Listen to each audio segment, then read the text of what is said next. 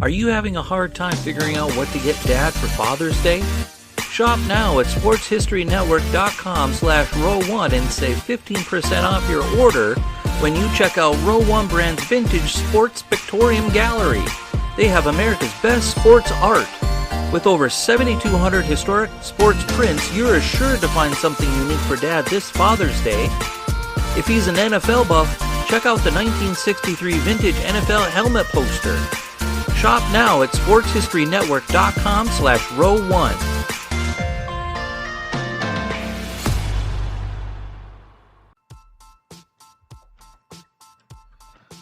Hey, are you ready for some football? Some fantasy football? How about some daily fantasy football? Silly questions, right? Of course you are. You're ready to talk some smack and win some cash every Sunday, and Thursday and Monday, and whenever there's football games. The Sports History Network invites you to play your daily fantasy football this season at thrivefantasy.com. Thrive Fantasy offers hundreds of thousands, millions in cash every day on NBA, MLB, PGA golf, cricket, esports, and of course, NFL football. Every week during the 2021 NFL season, Thrive Fantasy has pool play contests and heads-up matches with prizes of all sizes, and even free play contests for real money.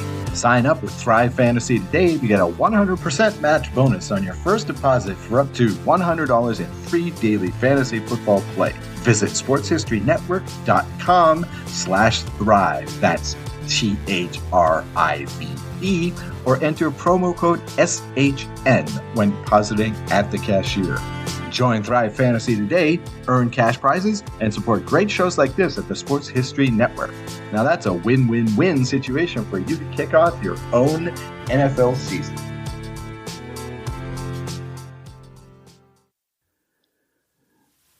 This podcast is part of the Sports History Network, your headquarters for the yesteryear of your favorite sport. You can learn more at sportshistorynetwork.com.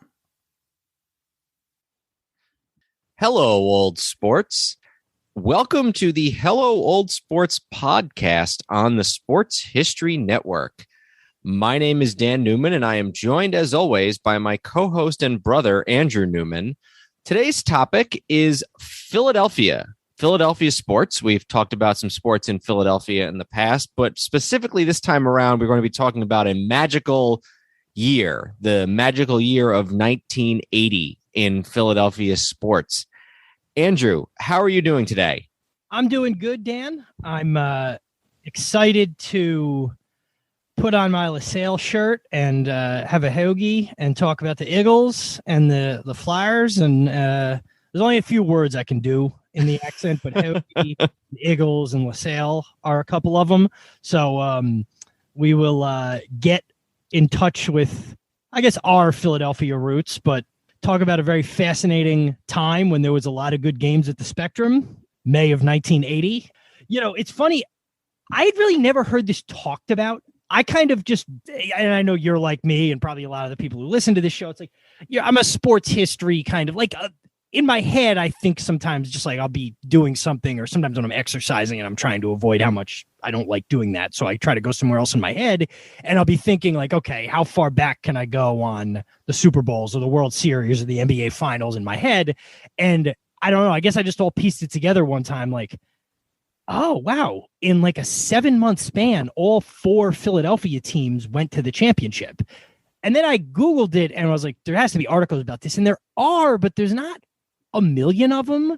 Like in New York, the 94 final, or the spring of 1994, the fact that the Rangers and the Knicks were both in the finals at the same time is a huge deal, even 30 years later. Philly, and I mean, maybe some of it's that only one of the 4 won, but like, I feel like this would be a much, much like more well-known thing than it is. Yeah, and I wonder, I have a few different theories there. Part of me wonders if it's because only one team actually won a championship, and we'll obviously talk more about that. Also, maybe, at least in the NBA, it was sort of starting to come into its own as a major league. If it had happened 3 or 4 years later, you know, during the Magic Bird era, maybe it would have meant a little more. So those are 2 things that I think had a little bit something to do with it, sort of when it happened, and also the fact that only one of the teams one. I was watching in preparation for this. Actually, usually I look at a lot of books to prepare, and this time I looked at a couple books and watched a lot of videos on YouTube. I watched a video on the 80 Phillies, a video on the 80 Eagles, and then I watched the Game 6 of the 1980 NBA Finals. And several times during the clip of during the broadcast of the 1980 NBA Finals, the big capital letters flashed across the screen, videotaped earlier. So at least in some places, the game didn't even air live. So I wonder if maybe that had a little bit of something to do with it as well. And you were the one who sort of came up with this idea, as you said. I try to think. I really am trying to think if there's any other years that you can look at as sort of big years for sports in one particular city. Everybody always talks about 69 in New York, and that's kind of weak because people all gloss over that part of it. They don't get that right.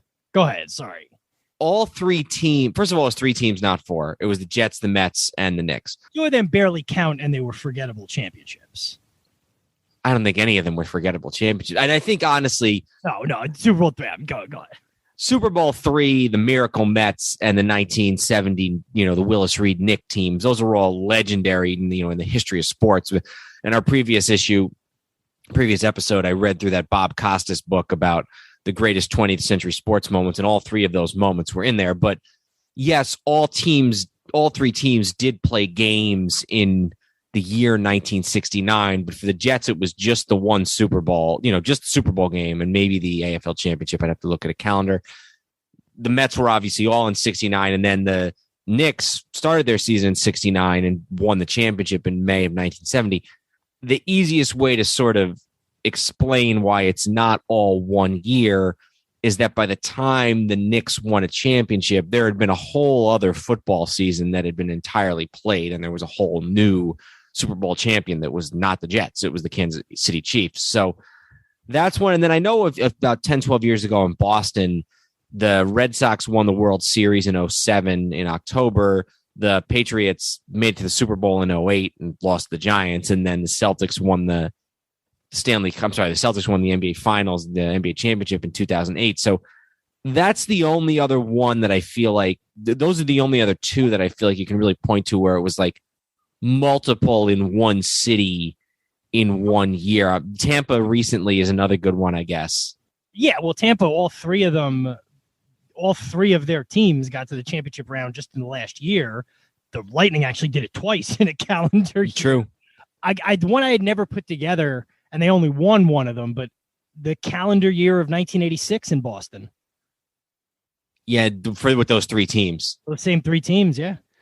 I think we need to, at some point this year, while it's still somewhat of an anniversary, while it's still 35 years away, I think we need to do an episode on 1986 because that was such a crazy year in sports between the team sports, not to mention Mike Tyson and Jack Nicklaus and all sorts of other stuff. So I think that might need to be an episode at some point before 2021 is out.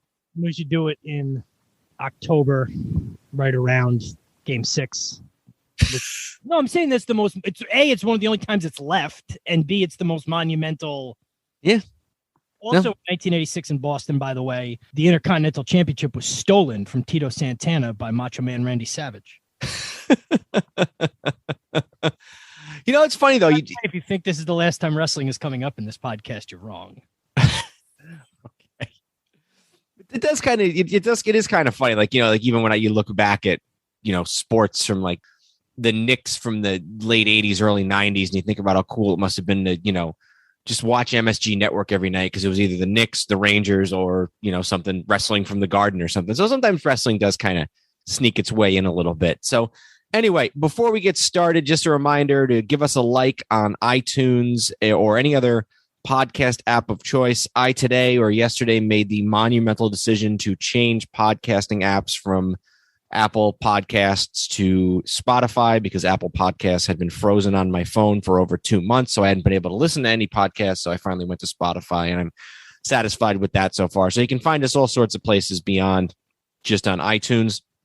You can also email us, hellooldsports@gmail.com. You can find us on Facebook, Hello Old Sports Podcast. You can check us out at the Sports History Network website, sportshistorynetwork.com. And also, while you're at it, check out some of the other great shows that we have on the Sports History Network. We're still adding new ones, at every couple of weeks, but they seem to add another podcast. So Arnie and the gang really doing a good job there. So we encourage you to check out some of those. And we appreciate and thank and hope you all are enjoying continuing to listen to us.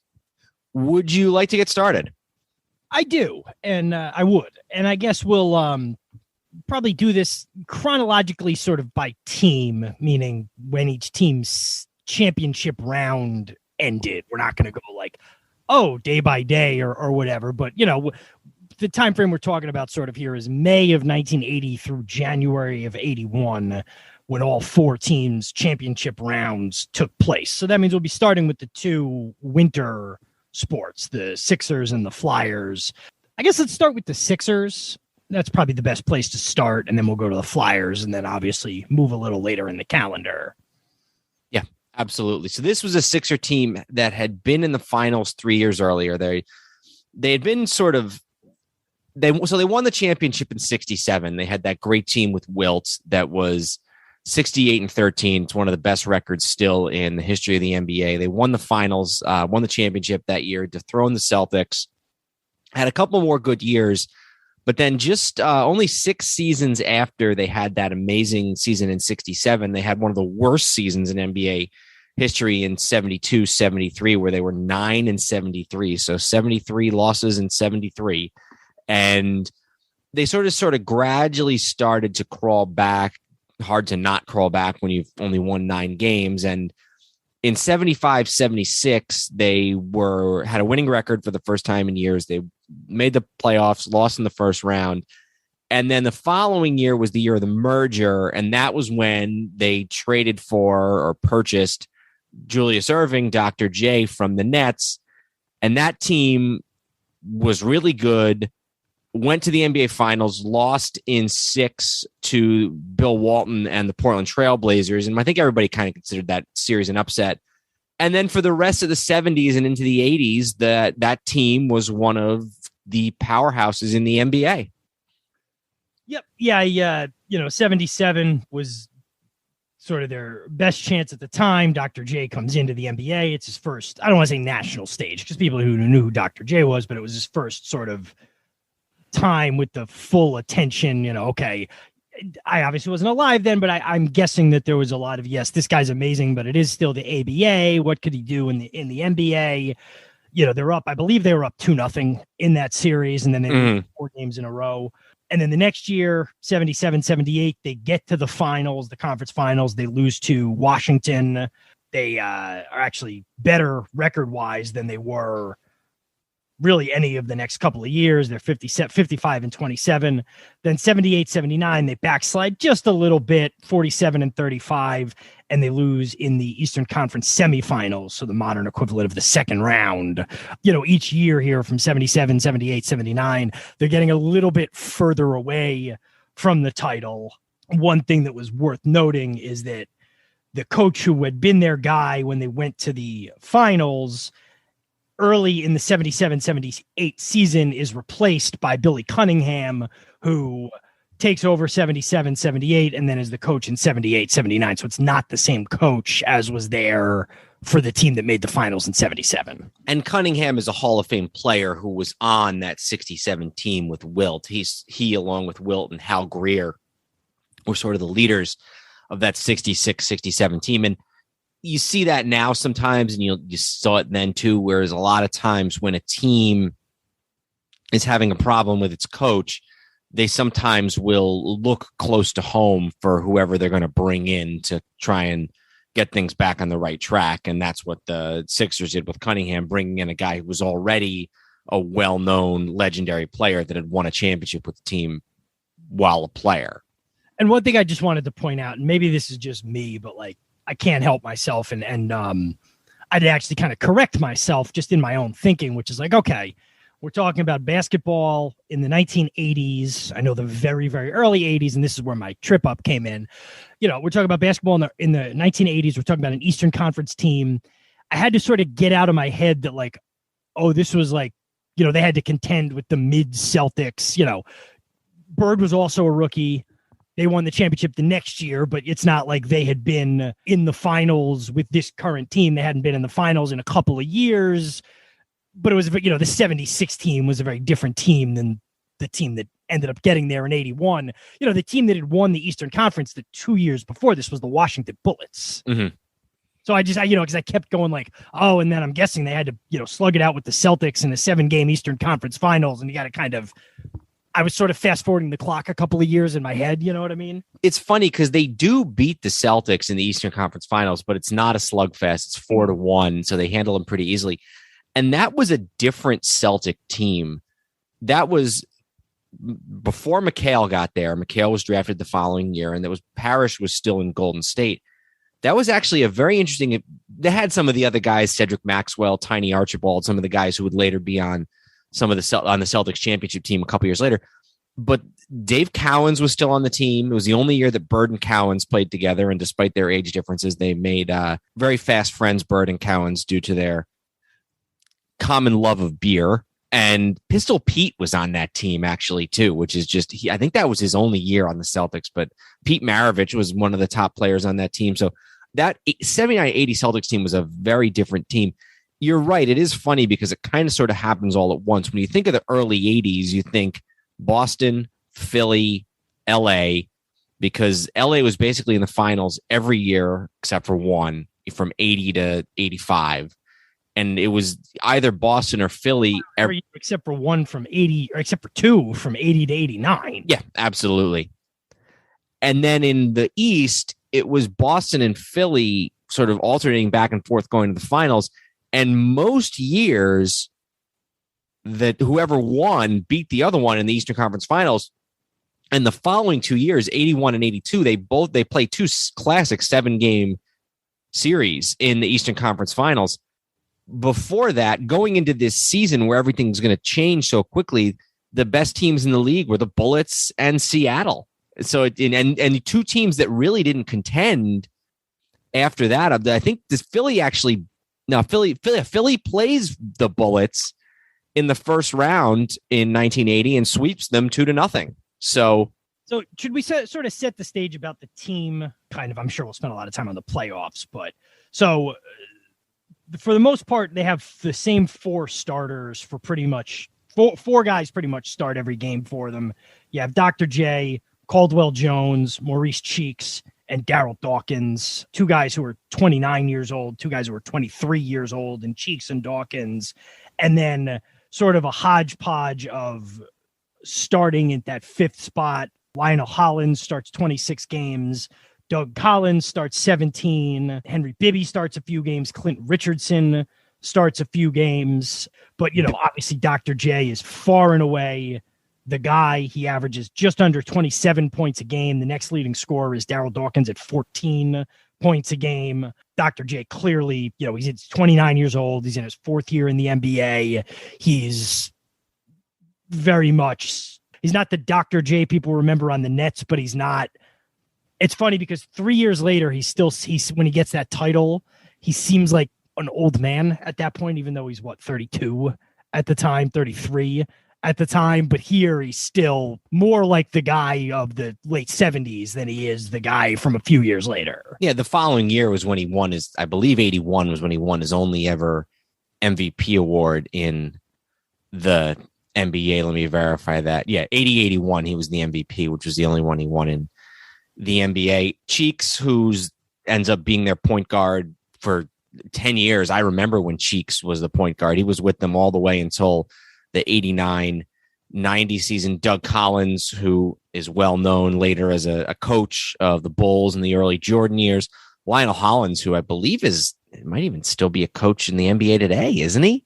I believe so. Yeah, there's a lot of guys who went on to be coaches here. I see Al Skinner was a deep bench guy who was the Boston College coach for a long time. Jim Spinarkle, later the broadcaster is on this team. Henry Bibby, longtime USC coach, father of Mike Bibby. Mike Bibby. Doug Collins was obviously a coach for a long time. Mo Cheeks was an NBA coach for a long time. Hollins is an assistant with the Lakers right now. Before that, he was in Brooklyn for a couple years, and then he's coached Memphis. He coached Vancouver for a season. So he's not what I would call a successful coach, but he's been a coach, either pro or assistant in the NBA for at least, for many, many years. Speaking of coaches, did you see? So the head coach is Cunningham. Did you see who the lead assistant was on this team? I was just about to bring that up. Chuck Daly is one of the assistants on this team. He had become I believe this would have been his second year as an assistant. He'd been with the Sixers starting the year before. Prior to that, he was with Penn. He was gone, but in 79, Penn gets to if we really wanted to widen this out a little to college, Penn gets to the Final Four in 1979. But yeah, Daly is there for just a couple of years through part of 81, 82 as an assistant, and then gets the head job in Cleveland for about half a year before moving on to bigger and better things with the Nets, with a quick stop off in Detroit before that. You might have that a little bit backwards, I think. Oh, he was with the Nets after Detroit. He was Detroit, and then he went to the Nets. Yeah, but it wasn't a quick stop off. He won championships. He's known as a Nets coach. He's certainly not. Oh, well, all right. It's fun. Whole episode on the Chuck Daly Pistons. We talked a lot about the Chuck Daly show already. It's a fair point. It's funny because I was watching, like I said, I was watching this 80 championship game. And one of the things that's funny when you watch that game is it's funny to see Riley as an assistant, because Riley had just become an assistant coach with the Lakers halfway through that year. We talked when we did the LaSalle episode, we talked a little bit about Paul Westhead, who became the coach when Jack McKinney fell off his bike. And then Riley, who'd been working as a broadcaster, became the assistant coach when Westhead moved up to become the head coach. And so it's funny to see Pat Riley. This was before the days he was slicking back his hair. He had sort of like a very late 70s kind of bushy haircut, and he's got glasses, and he does not look anything like the GQ model Pat Riley you'd come to know even a couple years later. And so I'm watching the game, and you see Riley, and then towards the very end of the game, the camera flips to Billy Cunningham, and he's talking to somebody, and I'm like, is that Chuck Daly that he's talking to? And it's think about those two guys matched up a bunch of times or a couple of times in finals down the road. Yeah, and that's what's so crazy about it is you got probably the two most prominent coaches of the 1980s, both as assistants in the very first finals of the 1980s. So sort of a harbinger of things to come, I would say. The only other thing I wanted to mention is that one of the other guys they have on the team is Daryl Dawkins, who's just considered one of the great characters in basketball history. Looking at his basketball reference page, his nicknames include Chocolate Thunder, Double D, Doc, Dr. Dunk, Sir Slam, Zandokin the Mad Dunker, and Dunk You Very Much. So he's a guy, there's a lot of guys, and we've talked about some of them in every sport, who are really, really good players, and they're just not well known to history for one reason or another. Dawkins is the opposite. He never won a championship, never made an all-star team, never led the league in any sort of meaningful category, but he is just, and he's since passed away, but I think it's because early on in his career, he broke a bunch of rims. There's a famous clip of him. I think it was when he was on the Nets and he dunked in the backboard. He didn't just break rims. He shattered backboards. So he's probably best known for that, but it's just so funny because when I first sort of got into NBA history, I'm like, oh, Daryl Dawkins, that's like one of the all-time great. He's not. He was just he was a solid NBA player, big, tall, long arms, probably a lot of fun to watch in person. But when you talk about actually sort of being a top player, Dawkins really just wasn't. And that's another thing that I think is worth noting here is that Maurice Cheeks is a Hall of Famer, but he's a borderline Hall of Famer, I would say. Irving is kind of alone when it comes to big-time stars on this team. The thing I would say about Dawkins, he had a hype machine before everybody had a hype machine, and that helped. Yeah. So they finish 59-23, which is good for the third best record in basketball, behind the Lakers and the Celtics. The only issue was this, we're in an era where I believe 6 teams from each conference make the playoffs, and they automatically give buys to the teams that win the division. So in the East, the Sixers at 59-23 do not get a bye, while the Hawks at 50-32 do get a bye because they won their division. So the Sixers have to play the Bullets, who we talked about, the Bullets who won the Eastern Conference the last 2 years, won a title. They won in 78, right? I can never remember which order those ones were. They won in 78, and then the Sonics got their revenge in 79. It's also weird when you look at the NBA, the Eastern Conference standings from this era, because the Atlantic Division is the teams you'd expect: Celtics, Sixers, Bullets, Knicks, Nets. The Central Division is the Hawks, the Pacers, the Cavaliers, the Pistons, the Rockets, and the Spurs. Yep. And by the next year, the Rockets were in the West because they won the West the next year. It's a good point. I hadn't even thought of that, but that's a really good point. And then the Bulls and the Bucks are in the Western Conference, along with the Kansas City Kings. So, things are just a little bit all over the place. So they play it. It's a best 2 out of 3 series against the Bullets. They beat the Bullets in that opening round 2-0. So then they go play the Hawks in the semifinals. That's a 5-game series. And then the Eastern Conference Finals against the Celtics, again with rookie Larry Bird. The Sixers win that series in 5 games now. The first 3 games are all decided pretty closely. The Sixers win game 1 by just 3. They lose game 2 by 6. They win game 3 by just 2. And then games 4 and 5, they win, by 10 or 12 each time. So the first few games, if they had gone slightly in the other direction, you could see being a totally different series. But the Sixers do win 2 of those 3 close games and then win the last 2. And I think it's also worth noting that Doug Collins, who's one of their best players off the bench, is hurt. He misses the entire postseason. He's out with an injury. He hadn't been a starter, but he'd been one of the top guys, and he actually misses most of the season. He only plays in 36 games, and so one of their better players misses a good chunk of the season. Mm-hmm. He'd been an all-star the previous 4 seasons, Collins, and after he gets injured in 79-80, he only plays 12 more games in his career. So we should also, since you mentioned talked about all-stars, Dr. J was a first-team All-NBA player this season, and Bobby Jones was an all-defensive team player. So that's the bigger honors. Nobody was an MVP or Defensive Player of the Year or anything like that, but the 2 of them were, top honors. And then I think Billy Cunningham was the Coach of the Year. Do I have that right? I don't have that in front of me. Let me take a look here. No, he was not. I don't know who it was, but he was not the Coach of the Year. He never won Coach of the Year. He won NBA Coach of the Month 1 year. Fitch was the Coach of the Year. Okay. Fitch with Boston. Mm-hmm. Okay. So I guess we should talk about the finals now, right? Unless you had anything else to get to before that. Nope. As again, we alluded to already, and I'm sure most people who are listening to this are aware, they get to the finals. Their opponent is the Los Angeles Lakers, which, again, we got to set sort of expectations here. Yes, it's the Lakers, and it's what becomes the Showtime Lakers. And the Lakers never have a long dip, but they hadn't been to a final since 1973. I think the year before Kareem got there was the only time they had missed the playoffs since they'd been in Los Angeles, I believe, in like 76 or whatever it would have been right before Kareem got there, 75, the 1 year. So, they were a solid team, but like we mentioned, you had in the late 70s in the NBA, you had some different teams making the finals. You had in 75, it was from the West. 75 was Golden State. 76 was the Suns. 77 is Portland. 78 and 79 are Seattle. So it's a different world. And this is Kareem's team. Yes. Kareem is the MVP. This is his last MVP season. I don't know. I think he wins 5 in his career. I don't know. Maybe not. Probably wouldn't be that many. How many does Kareem win? How many MVPs for Kareem? Oh, I was 6. I undershot it. God. So yeah, even though the team was not as good, Kareem was stacking up MVPs in the 80s.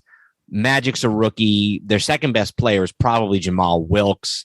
They have some of the guys, Michael Cooper, who'd be on the team the whole time. But this is during the time when Magic is not even definitely the number one point guard. He's kind of going back and forth with Norm Nixon as who should be the main point guard for the team. So this is not, they still have Spencer Haywood, who very famously gets kicked off the team for falling asleep during a practice in the middle of the NBA Finals.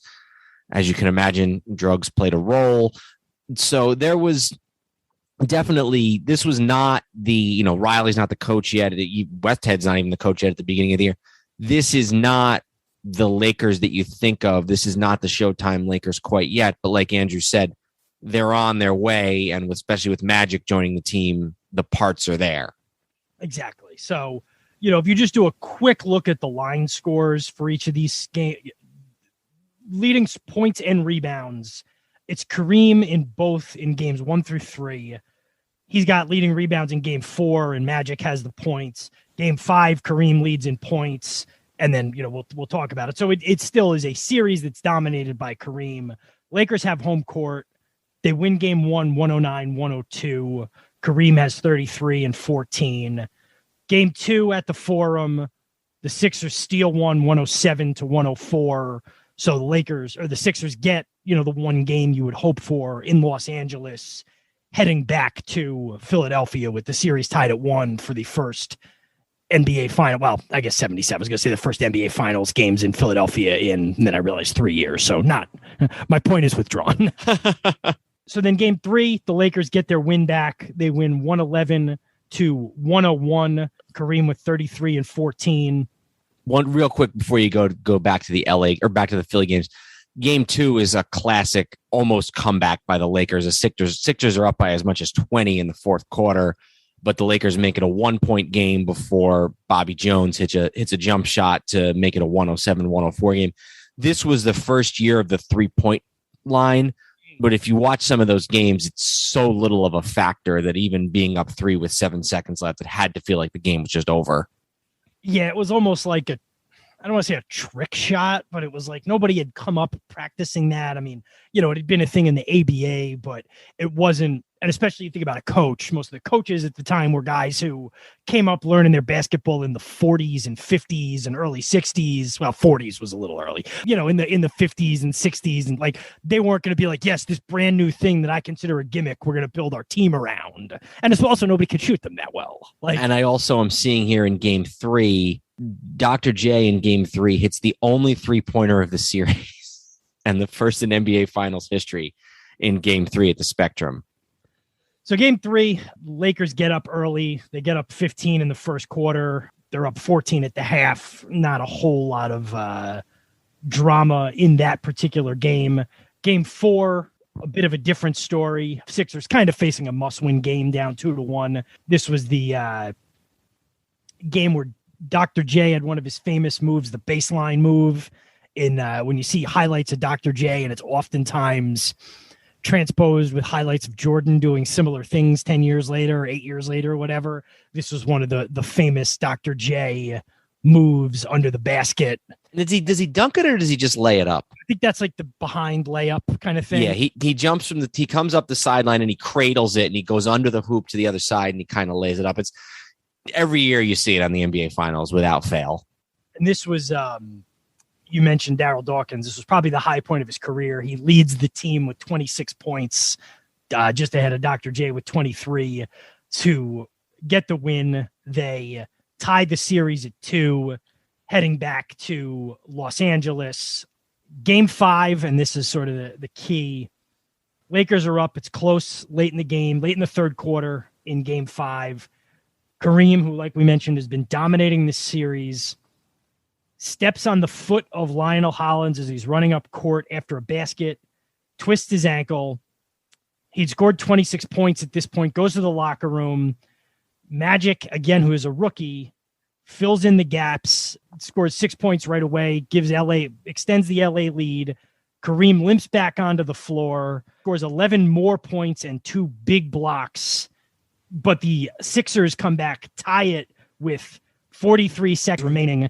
So you have this real war. Kareem gets hurt. He's dominating, comes back, continues to play really well. Dr. J is answering them, putting the Sixers on his back. And then Kareem on the bad ankle with a emphatic dunk. Emphatic is according to Wikipedia, but I'll take their word for it. Scores, draws the foul, 33 seconds left, hits the free throw, and the Lakers end up holding on to win, moving to them to within one game of a championship for the first time since 1972. Before we talk about Game 6, I'm just looking the times of these games. One game is at 1 o'clock in the afternoon. So I'm looking here. First game is on the West Coast, 12:30 Pacific. So that would be 3:30 East Coast. Second game is 8:30 Pacific. So that will be 11:30 at night on the East Coast. Third game, Game 3 is 3:30 on the East Coast. That'd be 12:30. That must have been a weekend. Played Saturday, Sunday, right? Because they're both after games 3 and 4 were both matinees. Yes. Game 4, 1 o'clock Eastern. So that would have been 10 a.m. on the East Coast, 10 a.m. on a Sunday morning. Then they go back out for Game 5 to LA, and it's 8:30 Pacific, which would have been 11:30 on the East Coast. And then Game 6 was 9 p.m. on the East Coast. And really just scheduled them according to the city they were in without thinking about national TV markets at the time. Yeah, I'm just looking here. I guess the 3:30 East Coast game probably could be considered reasonable for both places. And then the game that was 8:30 Pacific, or I'm sorry, no, the game that was 9 o'clock Eastern would have been 6 o'clock West Coast. So now, again, a lot of this wasn't seen live anyway. But think about this. If you were on the East Coast, you would have had a game that probably ended at 2 o'clock in the morning. And if you were on the West Coast, you had a game that started at 10 o'clock in the morning on a Sunday. Yeah. Yeah, it's, and think about how unheard of that would be 3 or 4 years later, even just a couple years later. So they go into this Game 6. The famous story is that Kareem can't make it, even though he'd come back for Game 6. He can't really make it because of the injury and the swelling. And I think it's probably unclear whether he'll be available for Game 7. Because, again, you got to remember, Game 6 entails flying all the way across the country, flying what I'm sure is commercial for a guy who's 7 feet tall with a bad ankle to go all the way to Philadelphia and then possibly then have to fly all the way back to Los Angeles for a Game 7. Yeah. So they say that Magic plays center. That's sort of the mythology. He does jump at the center and he does play in the front court a little bit, but I think the whole Magic played center thing has kind of been overblown a little bit. He still played more point guard in that game than he played anything else. But nonetheless, what he does do is have, honestly, what might have been Magic's best game as a pro, even in his rookie year. He has a double-double with 42 points and 15 rebounds and 7 assists. So he comes relatively close to a triple-double. The other sort of the unsung hero of that game is Wilkes, who scores 37 points and 10 rebounds, who's got 10 rebounds, or I'm sorry, he's got a double-double, even in his own right. They double Dr. J for a lot of this game. He's still the leading scorer with 27 points, but it's not really his best game, Julius Erving. He struggles a little bit, especially because they're double teaming him. Eventually, late in the game, they actually move him into the backcourt so that they can have a little bit more size up front, and that seems to work. The Lakers lead most of this game. It's tied at halftime, but then they pull out to a big lead in the third quarter. They're up by they're up by double digits for most of the third into the fourth quarter, and then the Sixers kind of come roaring back at one point. It's kind of like the Lakers had earlier in the season. I think they make it. I don't think they ever take the lead or tie it, but Philly makes it a 1 or 2 point game at some point before the Lakers pull away and win the game 123-107. And then that's always been cited as not only the first big game for the Showtime Lakers, for Magic, but also the harbinger of this NBA of the 80s that would be dominated by Bird, but then even more so by Magic and these Lakers. So Philly, it's another disappointing loss. They lose in 6 games. Probably not as disappointing as 77 because they were the clear favorites going into 77, whereas in 80, you still had Kareem, who'd been the MVP of the league. Deeper team, like we said, Julius is kind of the one really, really good player on the team. But nonetheless, you kind of have to figure going back to Philly with the MVP of the league staying in California, you got to figure they had felt at least they had at least a pretty good chance of making it back to a game 7, if nothing else. Yeah, and also they win game 2, so they're going back home with a chance to do some damage and maybe get up 3-1, and they lose the 2 games in a row. We're obviously talking about this specific year, but just to play it forward for them, they have one more finals heartbreak. 81, I'm assuming it was they were the who lost to the Celtics in the Eastern Conference Finals. They lost game 7 to the Celtics at the Boston Garden in 81. It's one of the classic games. It's 91-90 Celtics. My in-laws, my wife's parents, had season tickets to the Celtics in those days, and they've said in the past that it's still the best, most fun game they've ever been to, was this 91-90 win by Boston over Philly in the 81 playoffs. And then the following year, they go to 7 again, and they beat the Celtics in game 7. I think that game was at the Boston Garden, and that was a big upset. The Celtics had won game 1 of that series by 40 points.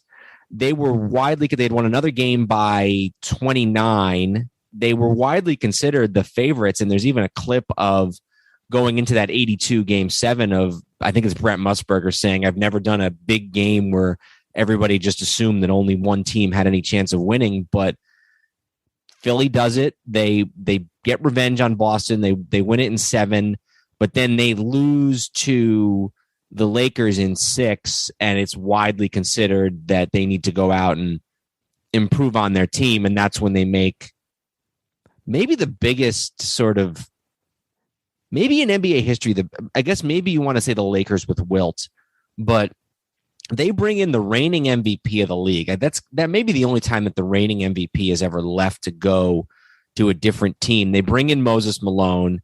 He had won the MVP the previous year with Houston. He'd been in the finals 2 years previous with Houston and lost to the Celtics. And he comes in. They have one of the all-time great single seasons in NBA history. They're 65-17. They dominate the playoffs. They only lose one game in 3 best of 7 series. They lose to the Bucks 1 game, and they sweep the Lakers. It's probably the Lakers' poorest performance in a finals.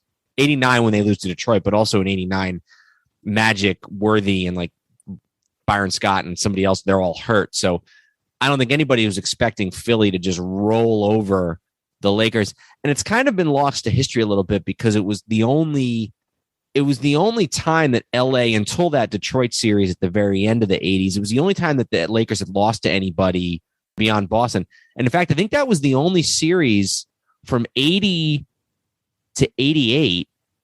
That was the only championship not won by either Boston or the Lakers. So I think that's kind of, and plus the fact that Sixer team, a year later, they draft Barkley, and they're pretty good for a couple years. But then Moses is hurt, and then he leaves, and Dr. J gets old, and so they never make it back to the finals after that year. They contend a little bit, but not too much.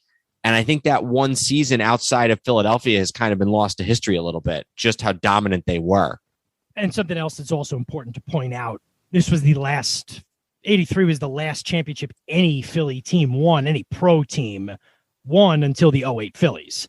Yep. I went to college in 04 to 08 to May of 08. So before the Phillies at LaSalle, and they would talk, they'd 21 years and counting, 22 years and counting, whatever it was. And that was at a time when they were all very high on the possibility that the Eagles might win one early when I was in college. And then, the Flyers were always at least pretty good when I was there. So there was always kind of hope, but for 25 years, they were sort of the symbol of the last the last Philadelphia team that had won a championship. So do you want to move on? Talk a little bit about the Flyers? Yeah, let's stay in the same building. And we'll talk about the stadiums in a little bit. The 80 Flyers. And I like this because every one of these 4 teams comes from sort of a different angle at this, and also at this specific year. The Sixers were the team that hadn't won but had been good and didn't win in 80 but ultimately got their title a couple of years later. The Flyers were the team that had won. They won 2 titles in the mid 70s, the very famous or infamous, depending on basically if you live in the Delaware Valley or if you live in the rest of the country. The Broad Street Bullies is your delineation for the Broad Street Bullies and how they're regarded. They had won in 74 and 75, the Broad Street Bullies, and had been a contender since then, playing a very, I don't even want to say physical style of hockey, a very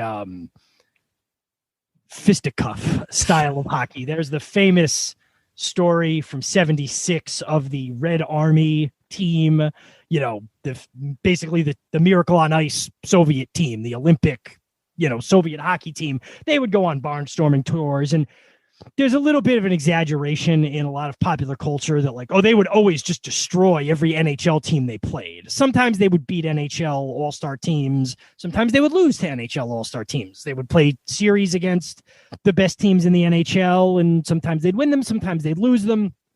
Now, again, in the context of playing college hockey players, it's not a fair fight, but people make it seem like, they were the 20 best players in the world, and that's being a little simplistic. But there's a story from 76 when they played probably at the Spectrum, where Tikkanen, the coach, who was the coach for the Miracle on Ice team too, had just had enough and pulled his guys off the floor at one point, off the ice. But I guess he was in the bowels of the arena and, getting into an argument with somebody. And he said in heavy Russian accented, he's like, "Oh, such tripping." He mad about the tactics. He's like, "Oh my God, such tripping." They were still a very, very good team. We're in an era with the NHL where, for a very long time, the Canadians were the be all and end all of hockey. They won the title more years than they didn't win the title. And the 79-80 season is famous for the Flyers they had won the cup in 74 and 75. They lost the finals in 76. The famous thing about this Flyers team, if you're going to know one thing about them, is the streak. They won their first game of the season. They lost their second game of the season. And then they played 35 games where they either won or tied.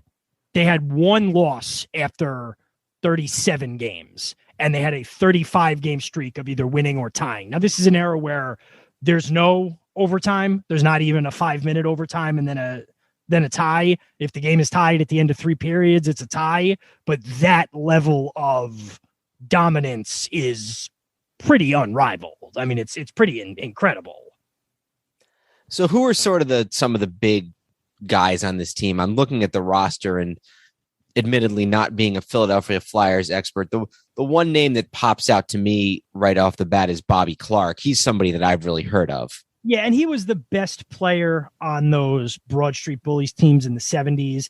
And he's still, I guess I thought he was a little bit older than he was. And he was only 30 years old. I guess this was the year he had been named a assistant coach or something like that. So he had to relinquish, because of league rules, even though he was still a player, he had to relinquish his captaincy.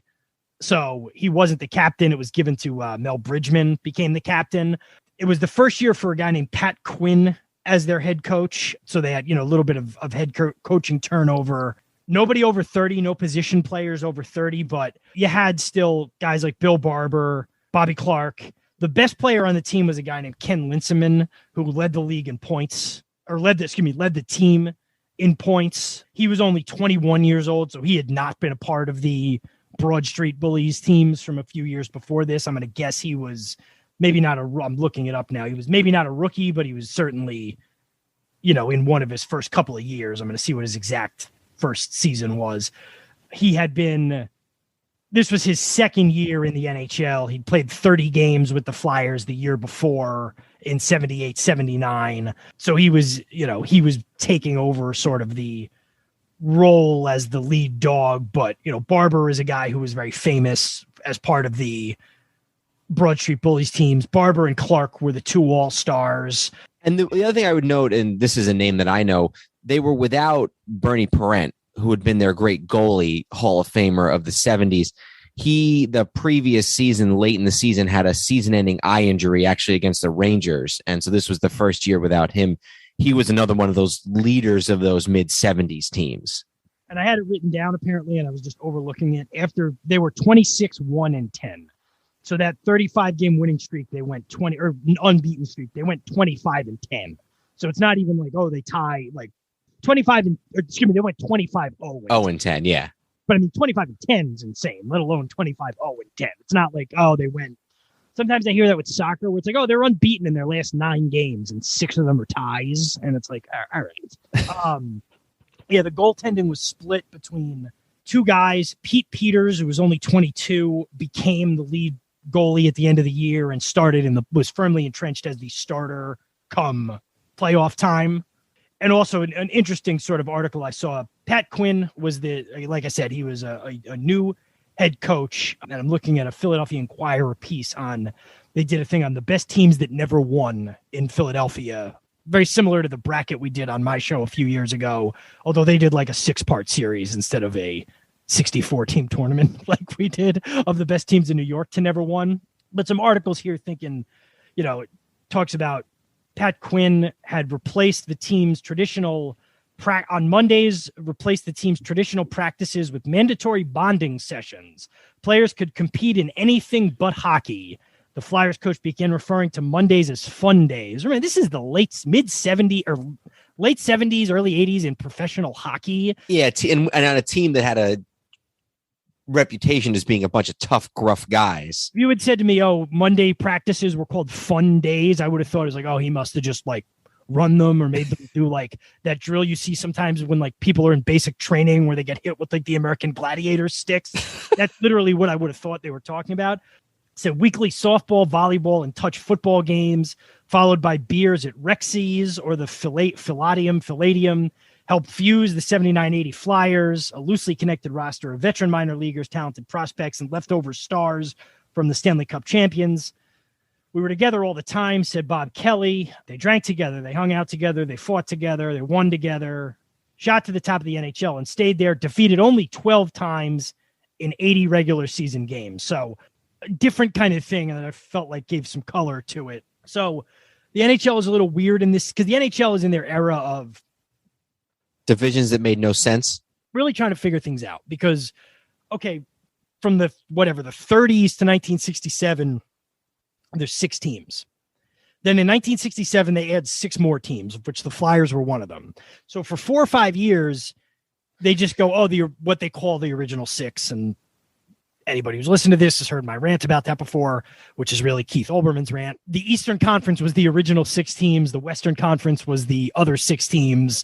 So like the Blues, the first 3 years of the 12-team NHL era, the Blues won the Western Conference and then just got swept by Montreal or whoever it was. So then there was 12. But then in the early 70s, they had some more teams and they're really grasping with trying to figure out how they're going to do this. So this particular year, the playoffs were just seeded. The top 8 teams in each conference made the playoffs, but then they just seeded the 16 teams based on points, irrespective of conference. So the Flyers are the number 1 seed. In the opening round, they played the number 16 seed, which is the Edmonton Oilers, who, if you look at some of the names on the team, they're a team that's very much young and in their ascendancy. And as we'll talk in a few minutes. Is this Gretzky's rookie year? It's one of his first years. It might be his rookie year. Edmonton, this 1980 season, which we'll get to in the finals, is the birth of a dynasty.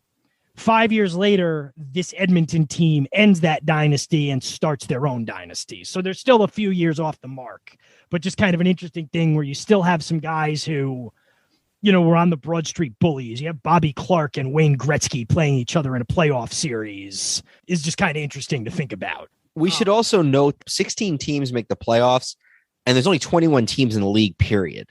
And the NBA was like that at the time, too, where... Well, no, the NBA wasn't, though, because remember we were just talking, they had first-round buys. Yeah, a couple of years later. 16 teams made the playoffs when there was 23 teams in the NBA. I know that for a fact. Yeah. So this is 16 and 21. Lottery year, there's the 7 teams that didn't make the playoffs. Mm-hmm. So they sweep Edmonton. They play the Rangers in the second round, and they're reseeding after every round. So the Flyers are always going to play the lowest seed remaining. They play the Rangers in the second round.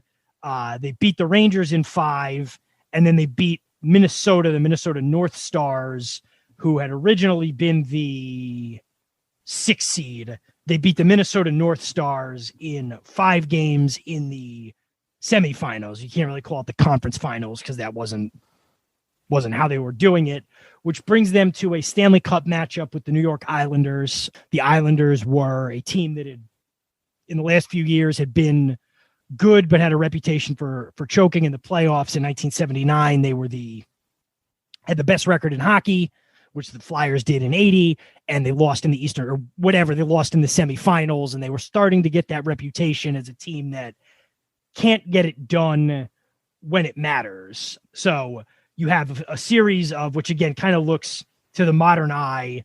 I remember when I was first getting into the Islanders and looking at, who did they beat in these finals? And I'm like, how did they beat the Flyers in the finals? And then I remember looking and going like, or in my head, I was like, I know there used to be like the Campbell and the Wales and all the different conferences, but the Islanders and Flyers were always in the same division, or they were, pretty quickly. Mm-hmm.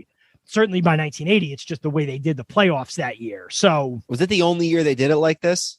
I don't know. Okay. I know they didn't play again because a few years ago, and I don't understand why, if they have the rights and the footage to this, they don't do it more, but they played all 4 Islanders clinchers in a row. Like the 81 I knew about, but then like the one is against Vancouver, where Vancouver's wearing like those yellow sweaters and all that. And then one's against, I think, Minnesota. And then the last one's against Edmonton. So you go into the 80 Stanley Cup Finals, Islanders, Flyers. Flyers have home ice again, as should be obvious, with the best record in hockey. And like you said, you got 2 teams in the same division playing for the championship. Flyers get game 1. The Islanders get game 1, 4-3 in overtime. The game-winning goal is scored by Dennis Potvin 4 minutes into overtime. So the Islanders get the first win at the Spectrum. The second game, the Flyers beat the crap out of the Islanders at the Spectrum 8-3. They score a bunch of goals in a row here. It looks like this kind of formatted weird, but the Flyers win 8-3 in the second game. Then the Islanders win big in game 3, 6-2 at the Coliseum. First Stanley Cup Finals game at the Coliseum. Islanders win 6-2. They win 5-2 in game 4 to go up 3-1, get themselves to within a game of a championship. Then in game 5, the Flyers win 6-3. So it's a weird series where game 1 is an overtime game. And then the next 4 games are split, but the Flyers win by 5. The Islanders win by 4.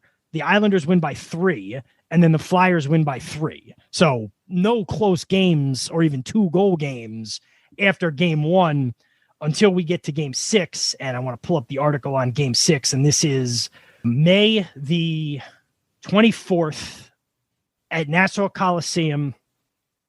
And the game goes into overtime, and it's an afternoon game. It's the last game for 10 years that's on national television, national broadcast television in the United States. This is the last game, the 1980 Stanley Cup Finals. And I'm just pulling this up. The Islanders win 5-4.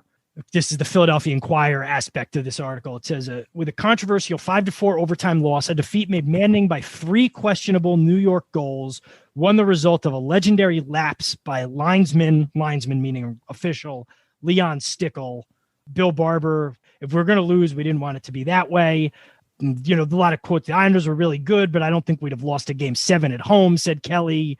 What can you do? They didn't have replay yet. And this is a good quote. But what can you do? They didn't have replay yet, and Leon Stickle sucked. So they get to the finals. They have a hard-fought series where the first and last games of the series, they lose in overtime. The middle 4 were kind of rotating blowouts. At the time, nobody realizes that the Islanders are about to go on a run of 4 straight Stanley Cup, 80, 81, 82, 83. And then in 84, will get to the finals against those Edmonton Oilers, who I mentioned before. The Oilers will beat them and start their own dynasty. And actually, the following year, the Flyers lose the Stanley Cup final to that Edmonton team in '85. Totally different Flyer team, different coach by that point. Their coach is actually Mike Keenan, who later is the Ranger coach for their Stanley Cup. So they do make it back 5 years later and lose to another dynasty in the Oilers. Yeah. So, they remain a competitive team. The Flyers have never really had long lapses. If you look at their, so they lose the Stanley Cup Finals in '85. '86, they lose in the divisional semis. '87, they lose in the conference finals. Late 80s, they actually have a stretch of like 5 straight years where they don't make the playoffs. Then they're right back in the conference finals or the conference semifinals pretty much the rest of the 90s until the lockout. For the most part, even to this day, they're a contender. They got to the Stanley Cup in 2010, I want to say, and lost to the Blackhawks. That 80 team was kind of the last hurrah for it wasn't quite the Broad Street Bullies team, but it was kind of the last hurrah for a bunch of the guys that were on that team. By '85, it was really a totally different team. But again, you don't know that at the time. You could think, this was their last shot at it, but nobody knew what the Islanders were going to do. Nobody knew what the Oilers were going to do. So it was not out of the realm of possibility. They're like, they could be back. I don't think skating off the ice that day, they were thinking, we just blew our last chance at it, is what I'm trying to say. Especially when they'd won so many games, so handily. It's not like they got outclassed in the finals. Mm-hmm. And they were the best team in hockey that year, and they had a 35-game unbeaten streak. All right, so why don't we move on to the one? Go ahead. I'm sorry. Before we do that, I just wanted to point out. So this is, I talk about the building. This is all happening in 2 buildings. The teams we've talked about so far, this is all happening in 1 building, and it's all just as it is today. They're right next to each other. So if you think about it, in this span, you had the NBA Finals, the Stanley Cup Finals, the World Series, and the NFC Championship, as close as we can get to that, all in the same parking lot, basically, in this time period. So it's all being done in either Veterans Stadium or the Spectrum. And I just for May specifically, I was looking up sort of the dates of this. And so you had on this stretch here, and then I'll talk a few things about the rest of the month. May 10th and 11th, you had the NBA Finals. Then the 13th and the 15th, you had the Stanley Cup Finals. Back to the NBA Finals on May 16th, and then the Stanley Cup Finals again on May 22nd. Wow. So, that 7-day stretch between the 10th and the 16th, 5 finals games. Also, in that same little stretch of time, on May 17th, you had a concert featuring Rufus and Shaka Khan. May 19th, you had a concert with Nazareth and Blackfoot. At the beginning of the month, you had May 5th and 6th, you still had the Flyers finishing up with the North Stars in the semifinal round. May 7th and 9th, you had Van Halen, early Van Halen, in concert at the Spectrum 2 nights in a row. And on May 10th, the day of Game 1 of the NBA Finals. So Game 1 of the NBA Finals was a matinee like we talked about. So this must have been at night.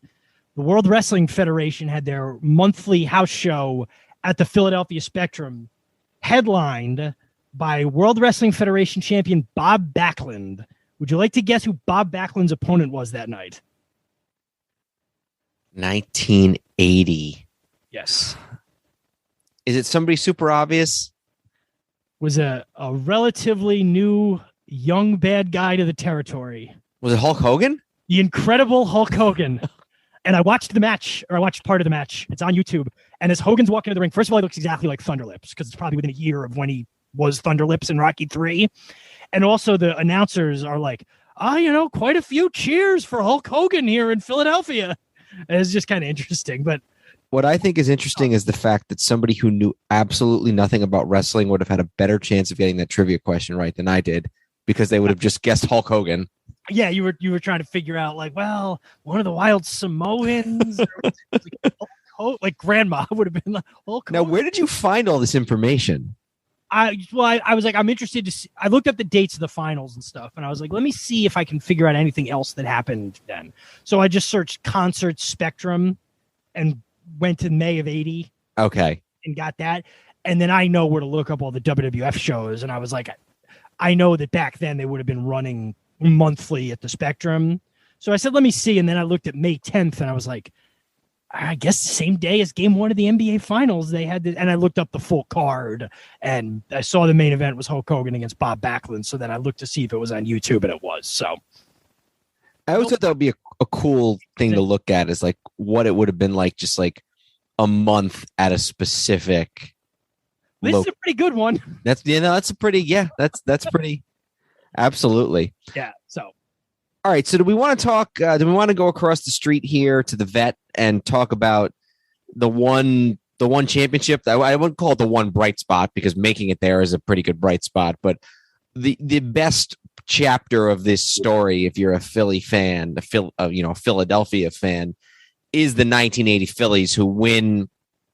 This is the first World Series in team history, in franchise history, isn't it? First championship. Yeah. First World Series championship. Exactly. Their first championship. And a lot of that goes in. They were the first. Were they the last original 16 team to never win a championship? I believe they were. No. Well, who did no, because the Washington Senators became the Twins and they hadn't won. That's a good. No, the Senators had won. That's a good point. Yes, they had. So they'd won. I believe Fighting Phils were simply a really bad baseball team. They'd made the postseason just 5 times, winning pennants in 1950 and 1915 and 1950. Yep, here we go.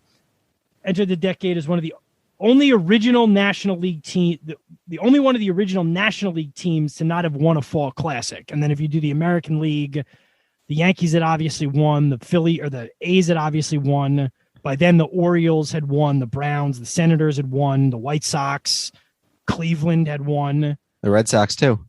The Red Sox had won. And who am I missing? I thought that was Aiden. Detroit had won. Detroit, yeah. Detroit had won in the 60s. Yeah. Yeah. So and the 30s. That's the original 16 team to not win a championship. Yeah. No, and it had been a while in Philly generally. I guess 67 had been the Sixers, and I guess the Flyers had won. Yeah. But the Phillies 5 years. and the Phillies were just awful. They had that 1 year in 64 where they blew that lead late to the Cardinals, that August, September comeback where the Cardinals made up like 12 games. And I think the Phillies, what did they lose? Like 14 games in a row at one point or something. Yeah, it was very precipitous. Yes. And so the Phillies had not been good. They had been just, they'd had issues, the racial issues with some of the players, some of the first black players on the team. And they hadn't been lovable losers. They'd just been horrible. Yeah. If you look at stretches in the 30s where they, like, if you just go through some of their loss totals, so I won't go all the way, but if you start in 36, I'm just going to read losses: 100, 92, 105, 106, 103, 111, 109. Then 2 years of 90 and 92, back to 108. Like, these are 154 game seasons. They went 43 and 111 in 1941, and you can't blame the war. It's funny too. They finished real quick in 1942. They finished 62 games out of first place. It almost makes you wonder that they were not the team that left. Well, and we could do an episode just on teams moving. We could do probably an episode on each one, but because also they didn't even own the stadium. But what happened there was, and I've always said it's weird because the A's were the better team, but the A's were just as bad starting in the 30s, and Connie Mack died, and the family, you know what I mean? So like there was ownership turmoil. It's kind of amazing they didn't lose both of them, to be honest. And they probably would have gotten an expansion team, sort of like the New York did in the National League. But like it's kind of incredible they didn't lose both of them. So they have that one Whiz Kids team in 50 that loses to the Yankees in 4, and then in 64 they blow the pennant to St. Louis, and then they enter the dark ages a little bit. They re-enter the dark ages, I guess is a better way to put it. They have some winning seasons in the 60s, but then by the early 70s, they're back down below 500. 1972, they're really bad. They're 59-97. They finished 37 and a half games out of first place.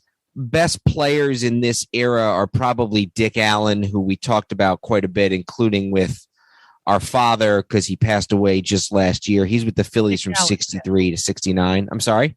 Dick Allen passed away just last year. Yeah, who else would I be talking about? You said we talked about him with our father who passed away just last year. No, I'm sorry. Dick Allen passed away last year. And so he was with the team throughout the 60s and then later comes back for a few years in 75 and 76. They have Steve Carlton, one of the great left-handed pitchers of all time, who had been a star. He started with the Cardinals in the 60s. He was sort of second in the rotation to Bob Gibson, and he won the World Series in 67 with the Cardinals.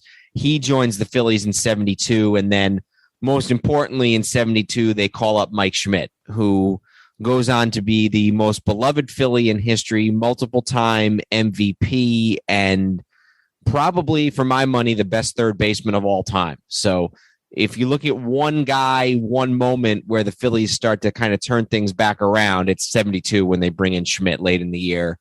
And his rookie year, his first full year with the team, is the following year in 73. And you can start to see them climb. 74, they finish in third. They finish under 500 still, but they're 80 and 82, so just barely under 500. 75, they finish with a winning record for the first time in about 10 years. 86 and 76, they finished in second place. By 76, they get back to the postseason. Unfortunately, they run into the Big Red Machine, who buzzed through them and then did the same thing to the Yankees in the World Series, so no shame there. And then 77 and 78, they're once again back. 76 and 77, they're a 100-win team 2 years in a row. Mm-hmm. 77 and 78, they run into the LA Dodgers 2 years in a row. It's kind of weird. It's a little different, but actually, no, it's not. I didn't even think about it. They were basically exactly the same thing in the NL. They were the foils to the Dodgers those couple of years as the Royals were to the Yankees. Yeah, it's very similar. And then in 80, they both got flipped. Mm-hmm. Yep. And then in 81, the Yankees didn't play Kansas City in 81, but the Dodgers went back and got their revenge on the Phillies again. But it's kind of, I guess I'd never really drawn that conclusion before, but so 77 and 78, they play the Dodgers. They lose in 4. But these are back when it's best 3 out of 5, so it's 3-1. 79, they backslide a little bit. Still finish over 500, but they're 14 games out of first place. They finish in 4th, and that is a good jumping off point because with about a month left in the season, Dallas Green takes over as the manager of the Phillies. They finish 19 and 11, and he is now the manager heading into the 1980 season. Yeah, the previous manager had been a guy by the name of Danny Ozark who had taken them to those playoff games. It's kind of funny. There's parallels with the Flyers here, except sort of in the opposite direction. The previous year, the Flyers had fired their coach halfway, or at some point in the season, and brought in Quinn, who was sort of had a more looser approach. Dallas Green was the opposite. He was much more of a hard ass, and he clashes with a lot of his players, most notably Greg Luzinski, for being sort of a pain as a coach, a very hard coach. In the documentary that I watched, these Phillies teams were described as not a happy bunch of people. So, and I think a lot of that was Green's managerial approach, which is something that we saw years later when he, was coaching he managed with the Yankees and the Mets in the late 80s, early 90s time period. The other big thing that they do in 79 is they bring in Pete Rose, who had been an MVP and a world champion and everything else with the Cincinnati Reds. And in the 1979 season, I believe it's a free agent signing. Let me look and see. I don't remember off the top of my head whether it was a free agent signing or a trade. No, it was a free agent signing. December of 78, they signed Rose to, I guess it would have been a 5-year contract. He is probably in his mid-30s by this point. How old is Pete Rose? He played for so long that it's sometimes hard to remember. Going into the 79 season, Pete Rose is 38 years old, and the Phillies bring him in to complement Mike Schmidt to be their starting first baseman, and that is sort of the signing that kind of puts the Phillies over the hump. And an interesting thing here I see, so Green gets a job for the 1980 season. Going into the year, and this is a quote from Larry Bowa, one of the key players on this team and later the Phillies manager, said, "There's probably more pressure on our ball club than ever," said Bowa in spring training, "because we've been told by the front office if we don't do it this year, they're going to break up the ball club." So they basically knew. I always remember the story, and part of this, I don't know if it's apocryphal or not, but the 55 Dodgers were in spring training. Robinson said to somebody, I forget who he supposedly said it to, but basically said, like, this is probably it for us. You know, I'm 30, whatever. We're all 30 something. If we don't do it this year, we're probably not going to do it. Who knows if that was actually said or if that's hindsight. This one's a little more clear because it was reported contemporaneously. And B. Robinson was kind of wrong because the next year they did win the pennant. So it's not like it was out of the realm that they would have done it the next year too. But, it's just interesting that they kind of knew. You tend to think, players might not think about this stuff, but like the fact that the front office actually told them that kind of makes it difficult. Well, and the ironic thing is given the fact that they do win, they end up keeping that whole group around. And 3 years later in 83, and I think we talked about this in the In Memoriam episode when we talked about Joe Morgan, they bring in a bunch of even older guys. They keep Schmidt's obviously still around and Rose is still around and some of these other guys. And then they also bring in two other ex-Reds, the 41-year-old Tony Perez and the 39-year-old Joe Morgan. They don't have any player in their starting lineup in 83. 7 out of 8 guys on their team in their starting lineup in 83 are over 30 years of age. So they win in 80. I thought you were going to say 7 of their 8 guys had been on the Reds. No. Well, a lot had. Was there some sort of overlap? Was like somebody in the Phillies front office like previously with the Reds, or was it just like the Reds were really good, so we're going to take all their guys? I don't know the answer to that. I don't think it was that. I think it was probably more that they had good luck with Rose, and Rose was probably like, hey, why don't you bring some of these other guys in? So, and hey, it almost worked. They almost won another World Series in 83. They lost to Baltimore. So the 80 team, just a couple of guys that are worth mentioning. In addition to Rose and Schmidt, the shortstop is Larry Bowa, who later goes on to manage the Phillies for a time in the early 2000s. He was the manager when I first got there because it went from him, I believe, to Manuel when I was there. And he kind of, like Green, I think, was always sort of known for having a little bit of an abrasive personality. Yeah, remember because then for a while, I think in the late Torrey era, he was their third base coach, bench coach for the Yankees. Yeah, a year or two he was with the Yankees. Yeah, and he kind of fit in that role as a counterweight to Torrey, but still under Torrey. You know what I mean? Yes, because their personalities were so different. Catcher on this team was Bob Boone, the father of Aaron and Brett Boone, and the son of Ray Boone, who had been a major leaguer in the 50s. So the second of 3 generation of Boones in Major League Baseball.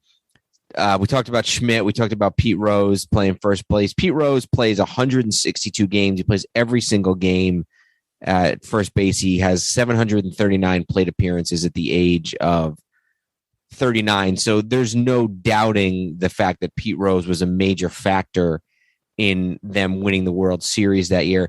The center fielder was a guy by the name of Gary Maddox, who was an 8-time Gold Glover.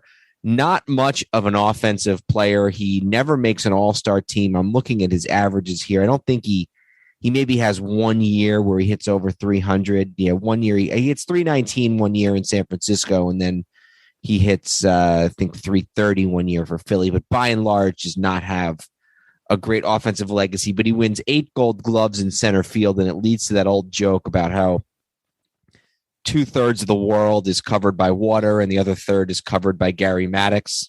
So, some really interesting guys on the team, led, of course, by Schmidt, who is far and away an all-time great and a first ballot Hall of Famer.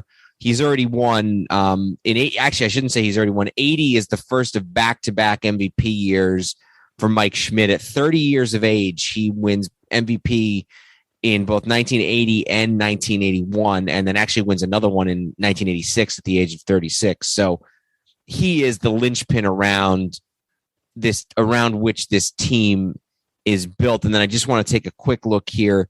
The ace of the staff, without question, is Steve Carlton. Carlton goes 24-9 with a 2.34 ERA. He's getting up there in age by this point too. He's 35 in the 1980 season, but he wins the Cy Young Award and then actually goes on to win another one 2 years later.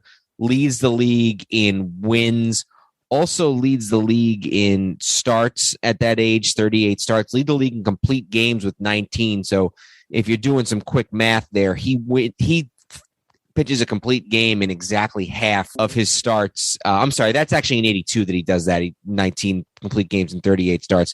In 80, he also leads the league in starts with 38 and only has 13 complete games. So 2 very impressive seasons in his mid to late 30s for Steve Carlton. He'd also won a Cy Young in 1972 in his very first year with Philly, and he also wins one in 77. So a 4-time Cy Young Award winner. Steve Carlton, maybe a guy who doesn't get as much as talked about as some other guys, but he's probably one of the 3 or 4 best left-handed pitchers of all time. So that's far and away the ace of their staff. Beyond that, they're sort of a little bit, they don't have anybody else really noteworthy on their starting pitching staff. Their number 2 is a guy by the name of Dick Ruthian, who's 29 years old and goes 17-10. They have a guy by the name of Marty Bystrom, who they refer to as their secret weapon. He's a rookie who joins the team late in the year as a starter, starts 5 games and has a 1.5 ERA and a 5-0 record. And then their closer's Tug McGraw, who is also an old man. He's 35 as well. He had come up to the major leagues with the Mets and had been on both the 69 team that won the World Series and then the 73 Mets team that lost in the World Series to Oakland in 7 games. That was the famous You Gotta Believe team. And Tug McGraw was actually the guy who coined that You Gotta Believe phrase that came to symbolize those 73 Mets. He joins the Phillies in 75, and he's their closer and another guy who's beloved on the team in the city of Philadelphia and becomes another one of these kind of symbols of this 1980 Phillies team. So the point a lot of people point to with this team is in August 10th, I believe is the exact date here. After falling 7-1 to the Pirates in the first game of a scheduled doubleheader, Green lit into his squad. And this is a recounting of an article by a famous Philadelphia sports writer legend. I remember him when I was in college, mostly writing, if not exclusively, about the Eagles at that point, but that was almost 30 years later, named Ray Didinger. Mm-hmm. And this is the article from the time. I'm not bleeping these out because I don't know what he's saying. The article I see here all says bleeping, but you can use your imagination. This bleeping game isn't easy, Green screamed. It's tough, especially when you have injuries. But you guys have got to get your bleeping heads down. You've got to stop being so bleeping cool. Get that through your bleeping heads. If you don't, you'll be so bleeping buried, it ain't going to be funny. Get the bleep out of your bleep, Green said, and just be the way you can be because you're a good bleeping baseball team. But you're not now, and you can't look in the bleeping mirror and tell me you are. You tell me you can do it, but you bleeping give up. If you don't want to bleeping play, get the bleep in that manager's office and bleeping tell me because I don't want to bleeping play you. And then it says Green's verbal assault didn't have immediate effect as the squad promptly went out and lost the second game. In the Didinger article, it says, and this is you'll get a kick out of this from the sort of context time, because remember, this is August of 1980. The Phillies have about as much chance of winning the National League East as Ted Kennedy has of stealing the Democratic nomination away from Jimmy Carter. But like a crusty old campaign manager, Dallas Green is not about to concede until the last delegate is counted. And then Kennedy almost did it. Yeah. So there you go. Actually, it's funny too, because Kennedy also was the manager of the Expos at the time too. Right? No, that's very wrong. It says one day, and then I'm reading, this is a contemporary article or more contemporary than that. It says, one day after the Dallas meeting, the players held a meeting of their own, essentially decided to play for themselves and forget about Green. And then the Phillies caught fire later in 80 in a chase with the Expos for the National League East. And this is a time when, again, you had to win your division and then you would be in the championship, against the team from the National League West. So it comes down to the second to last day of the season against the Expos, and the Phillies win the pennant on that second to last day of the season. So they end up edging out the Expos by one game to advance to the NLCS for, I guess, the fourth time in 5 years, but this one felt a little different because they had to come from behind to get it. And to their credit, for once, they're not going to be playing the Dodgers. They're not going to be playing the Reds. They're going to be playing a different team, the Houston Astros. And it's funny, this Astro team, and this is something that's been in the news very recently due to somebody who passed away, and that was J.R. Richard, who passed away. He was the star pitcher for the Astros. He was, I think, he'd been on the Astros for most of the 70s, and we'll talk about this more when we do our in memoriam, but he had a stroke. And he ended up, he obviously survived it. He just passed away in 2021. But they've often talked about if Richard had not had that stroke, maybe the Phillies would have won.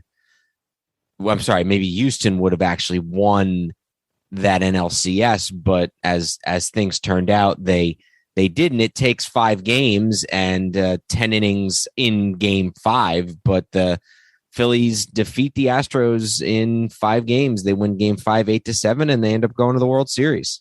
They finished 35-19 after that August 10th speech I was just talking about. This NLCS we do have to talk about is insane. So yeah, 3 out of 5. Phillies have home field. They win game 1, 3-1. Carlton pitches really well. Tug McGraw gets the save. Phillies hold on. Phillies win 3-1. That is the only 9-inning game in this series.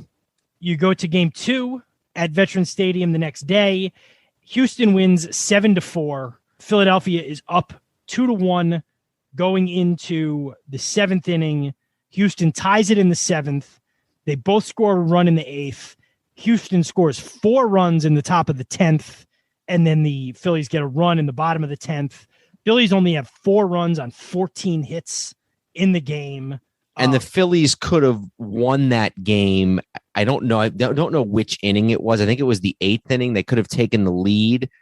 That if they then closed them out in the 9th would have been the game. But there was a mix-up, and the third base coach, a guy by the name of Lee Elliott, who later goes on to manage the Cubs and go on a famous rant about how horrible Cub fans are. There's a miscommunication between him and a base runner, and he actually, as the third base coach, is blamed for this loss and takes the blame in the papers the next day. So they come very close to putting the Astros on ice after only 2 games, but they don't. They lose in extra innings, and they go back to Houston tied at 1.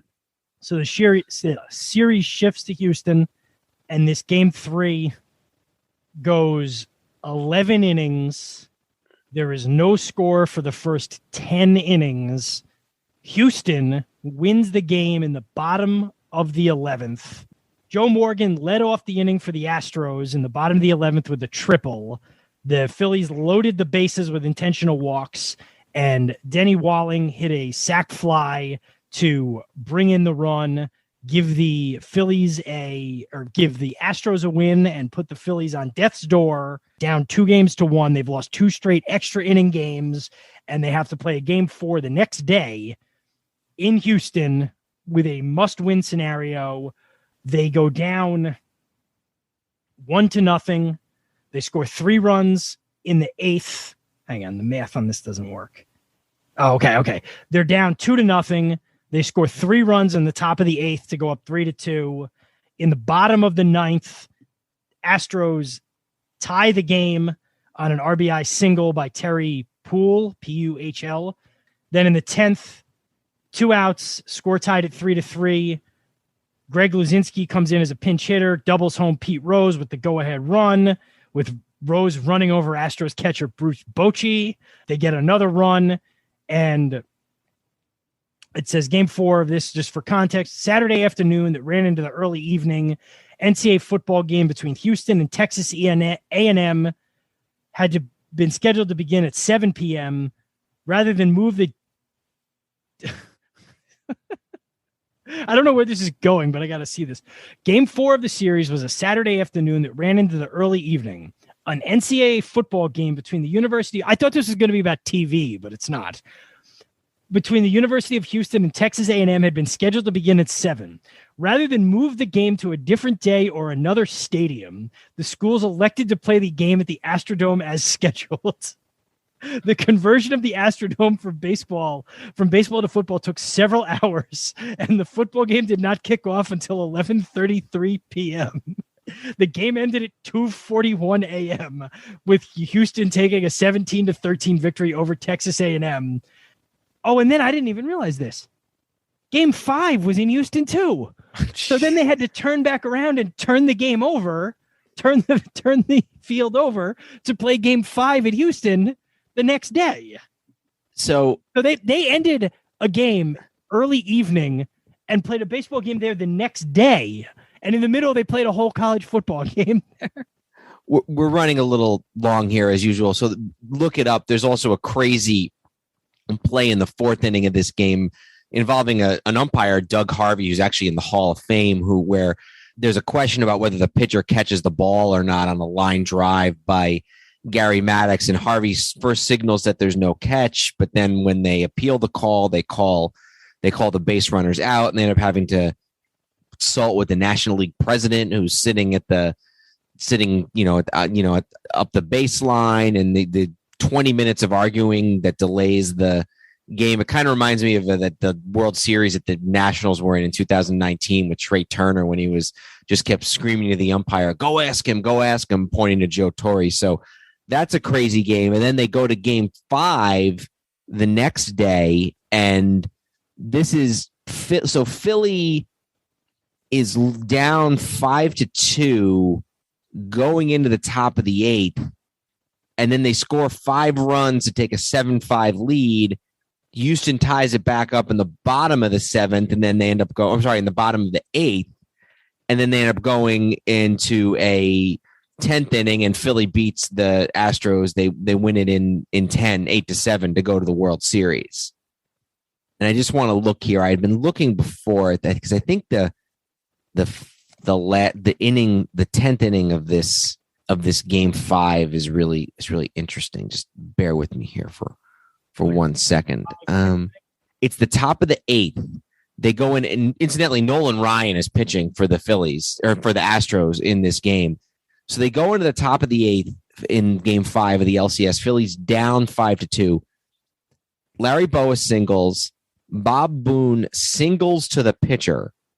So that must just mean that the catcher, Bob Boone, somehow beat out a play, and they got runners on first and second, and then Greg Gross bunts for the Phillies. Nobody's out. They load the bases. Pete Rose walks to score a run. Then they take Ryan out. And then Keith Moreland, the pinch hitter, grounds out to score another run. And that's 5-4. And then they have a single later on, and then a triple by Manny Trio, who's the MVP of the series. But the first 5 batters, Philly hits the ball out of the infield maybe once. They record only 1 out, and they score 2 runs, and the bases are still loaded. Or I guess there's runners on first and third. So a crazy way to get back into a game in an LCS, which you probably would not see today. So the Phillies win the pennant, and 4 straight extra inning games. Phillies win 2, Astros win 2. Phillies won 2 out of 3. They won 2 straight in Houston, with Houston having a chance to close the series out both times with that Houston-Texas A&M game sliced in the middle there. Talk about, we were talking about sort of interesting periods to be at stadiums. That's a good one just in 32 hours. Yeah. So the World Series is going to pit Philly against the Kansas City Royals. We mentioned both teams that had sort of gotten over their hump of losing in the championship series. I believe Kansas City is the first non-original 8 team to make a World Series in this. They became the second expansion team and the first from the American League to appear in the World Series. Yeah, I mean, the Mets, obviously. Oh, that's right. Yeah. So, yeah, they're the first American League expansion team. Yep. So, this series, the Phillies win game 1, and you can kind of stop me whenever you go. Phillies win game 1, 7-6. They get up early. They score 5 runs in the third. They're up 7-4. Royals score 2 runs in the top of the 8th because these games are Veteran Stadium. But the Phillies hang on and win 7-6. They had not won a World Series game since Game 1 of the 1915 World Series, so 65 years. 50 by the Yankees. Yep. So Phillies win that game. Game 2, Steve Carlton goes. Phillies also win. Game gets kind of crazy late. It's 0-0 in the 5th. Phillies get 2. Kansas City scores 1 in the 6th and 3 in the 7th to take a 4-2 lead. And then in the bottom of the 8th, the Phillies off of Royals closer Dan Quisenberry, they get 4 runs. Del Unser has an RBI double to cut it to 4-3. Rose grounds out to move Unser to third. Bake McBride with a single pass to drawn in infield ties the game. Mike Schmidt gives an RBI to give them the lead. And then Keith Moreland brings it out to 6-4. They bring in Carlton. Carlton comes out in the 9th. They bring in Ron Reed. And the Phillies close the door and go up 2-0 heading out to Missouri. They do what they have to. So game 3 is an extra inning game. We're out in Kansas City now. The Royals win 4-3 in extra innings. In the bottom of the 10th, George Brett, who had just come back after surgery, had just come back after game 2. Willie Aikens drove in Willie Wilson with a single to left center off Tug McGraw. So the Royals get back in the series 2-1. And then in game 4, also in Kansas City gets 5 runs in the first 2 innings. They're up 5-1. Phillies score a few runs late, but the Royals hold on. They win 5-3. So the series is now tied at 2-2 with game 5 in Kansas City the next day. So you're now at a 3-game series. The home team has won the first 4 games of the series. So you said George Brett had come back after surgery. Do you know what that surgery was? No. He left game 2. Because I remember Brett had a big home run off Goose Gossage in the 1980 LCS. So it was like, it couldn't have been that long of a surgery. And I had forgotten this story. And then once I just looked it up, I saw it. He had to leave game 2 early with painful hemorrhoids and then had minor surgery on them and was able to play again in game 3. Okay. So that was the nature of the surgery. All right. So we move on to game 5 and they're tied at 2 going into game 5. Yep. So this game is also in Kansas City. Game was scoreless first 3 innings. Another close game goes into the top of the 9th with the Phillies down 3-2. So they're in their last chance to tie the game. Schmidt leads off with an infield single. Then Del Unser comes up as a pinch hitter, hits a double, ties the game. Gary Maddox grounds out to third. There's 2 outs, and then Trio drives in the go-ahead run with a line shot off Quisenberry, so it hits Quisenberry, but as an infield hit, he was almost thrown out by Brett, but gets to the bag in time. Phillies take the lead. Bottom of the 9th, 2 men on with 1 out. McRae hits a ball down the line, just foul, would have been a walk-off home run.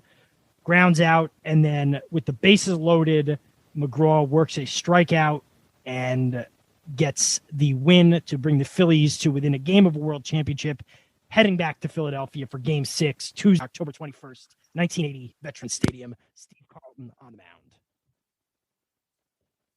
Yeah, and that's who you'd want on the mound. You'd want one of the best left-handed pitchers of all time, a guy who'd won a World Series, 4 Cy Youngs.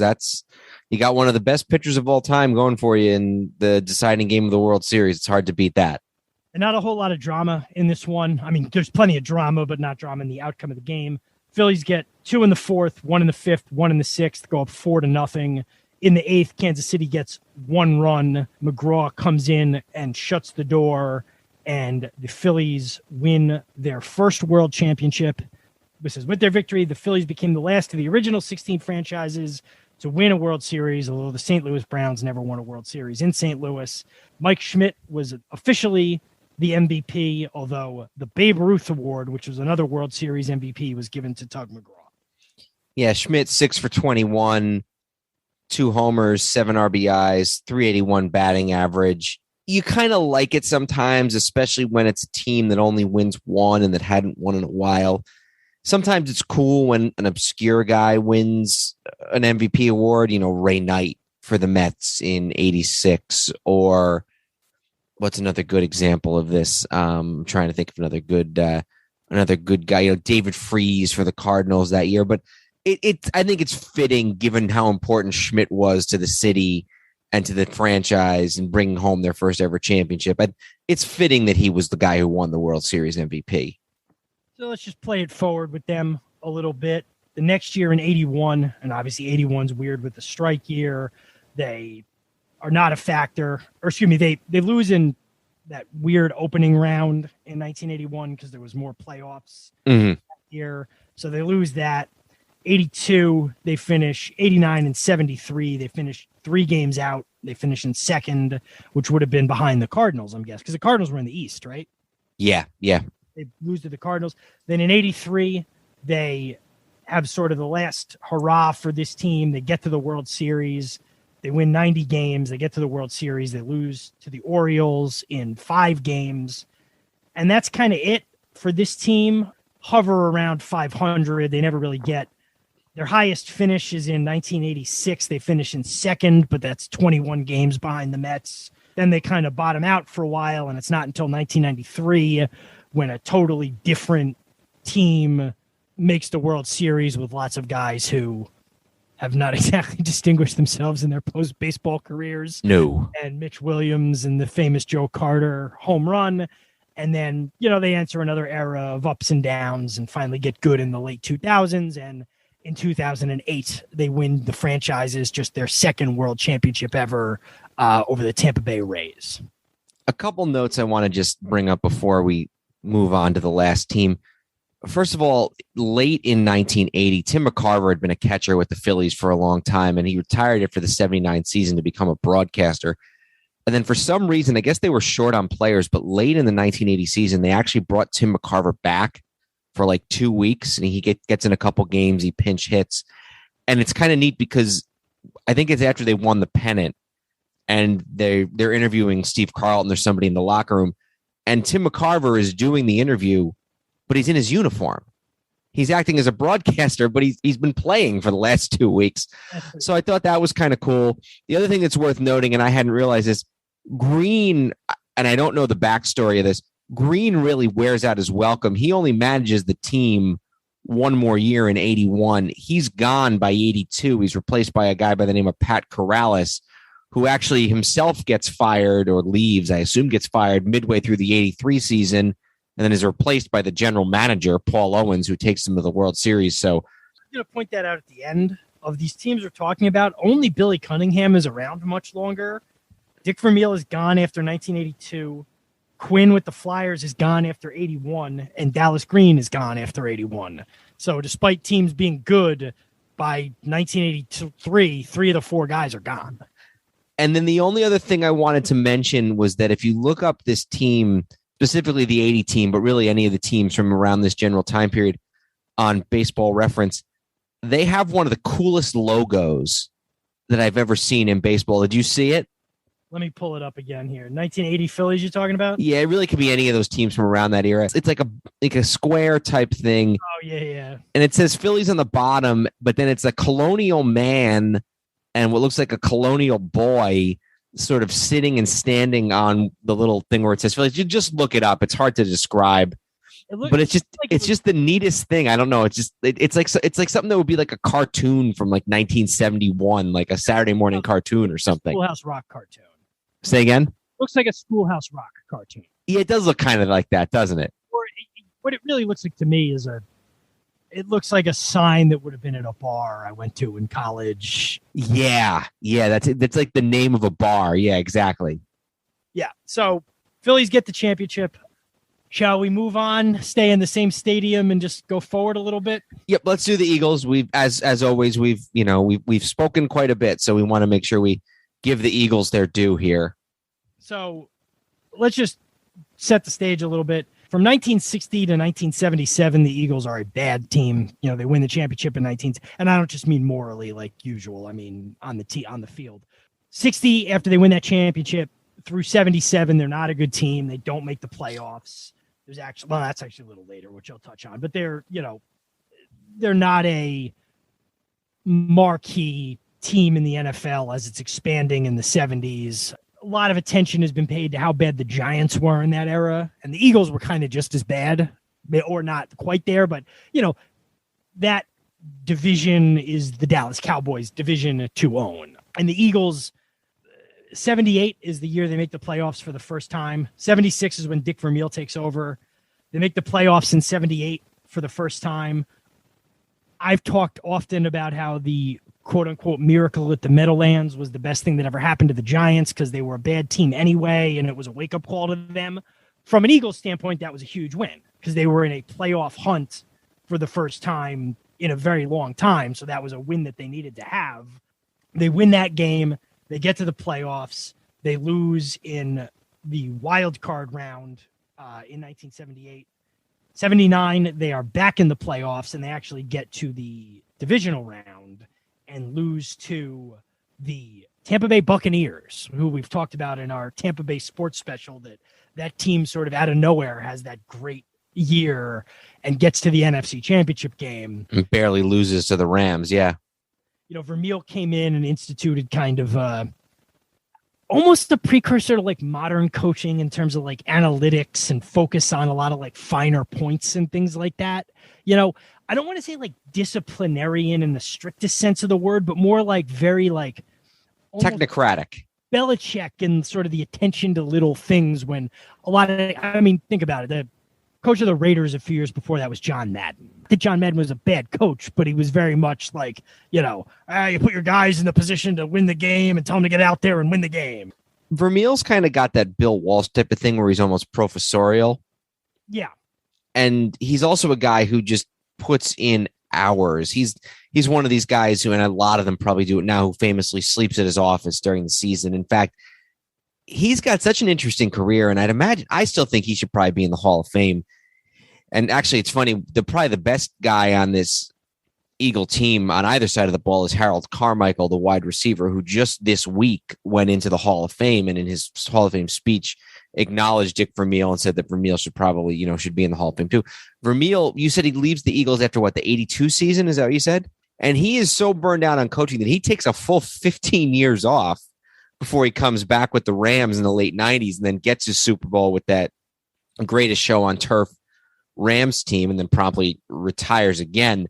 So, yeah, he's kind of like one of these first guys who it's all about just preparation. Yeah. So this 80 team starts off, and they had some expectations, but I don't think they were considered like, first of all, you still have the Steelers dynasty. So nobody knew it was over yet. So, obviously they're a factor. And in the NFC, people are still, the Cowboys and the Rams had won the NFC the year before, but it's a transition time, even if nobody knows it yet. You're moving from the 70s into the next year as the 49ers begin their dynasty. So the Eagles start out really, really good. They win their first 3. They lose to the Cardinals, and then they go on a really long win streak, 8 games. So they're 11-1 with 4 games left in the season. And then they hit kind of a rough patch. They lose by 1 to San Diego. They then lose the next week at home to Atlanta by 3. Then they beat the Cardinals in week 15, 17-3 to get themselves to 12-3. And then they lose to the Cowboys in week 16 by 8. But they had done enough to still hold on to the division. So they must have wrapped up the division the week before. Let me jump in on this here. This is a great story. They go into the last game against Dallas. Dallas needs to beat them by more than 25 to win the division. Late in the game, it's 35-10. So they're right on the cusp of this happening. The Eagles score 17 points to make it 35-27.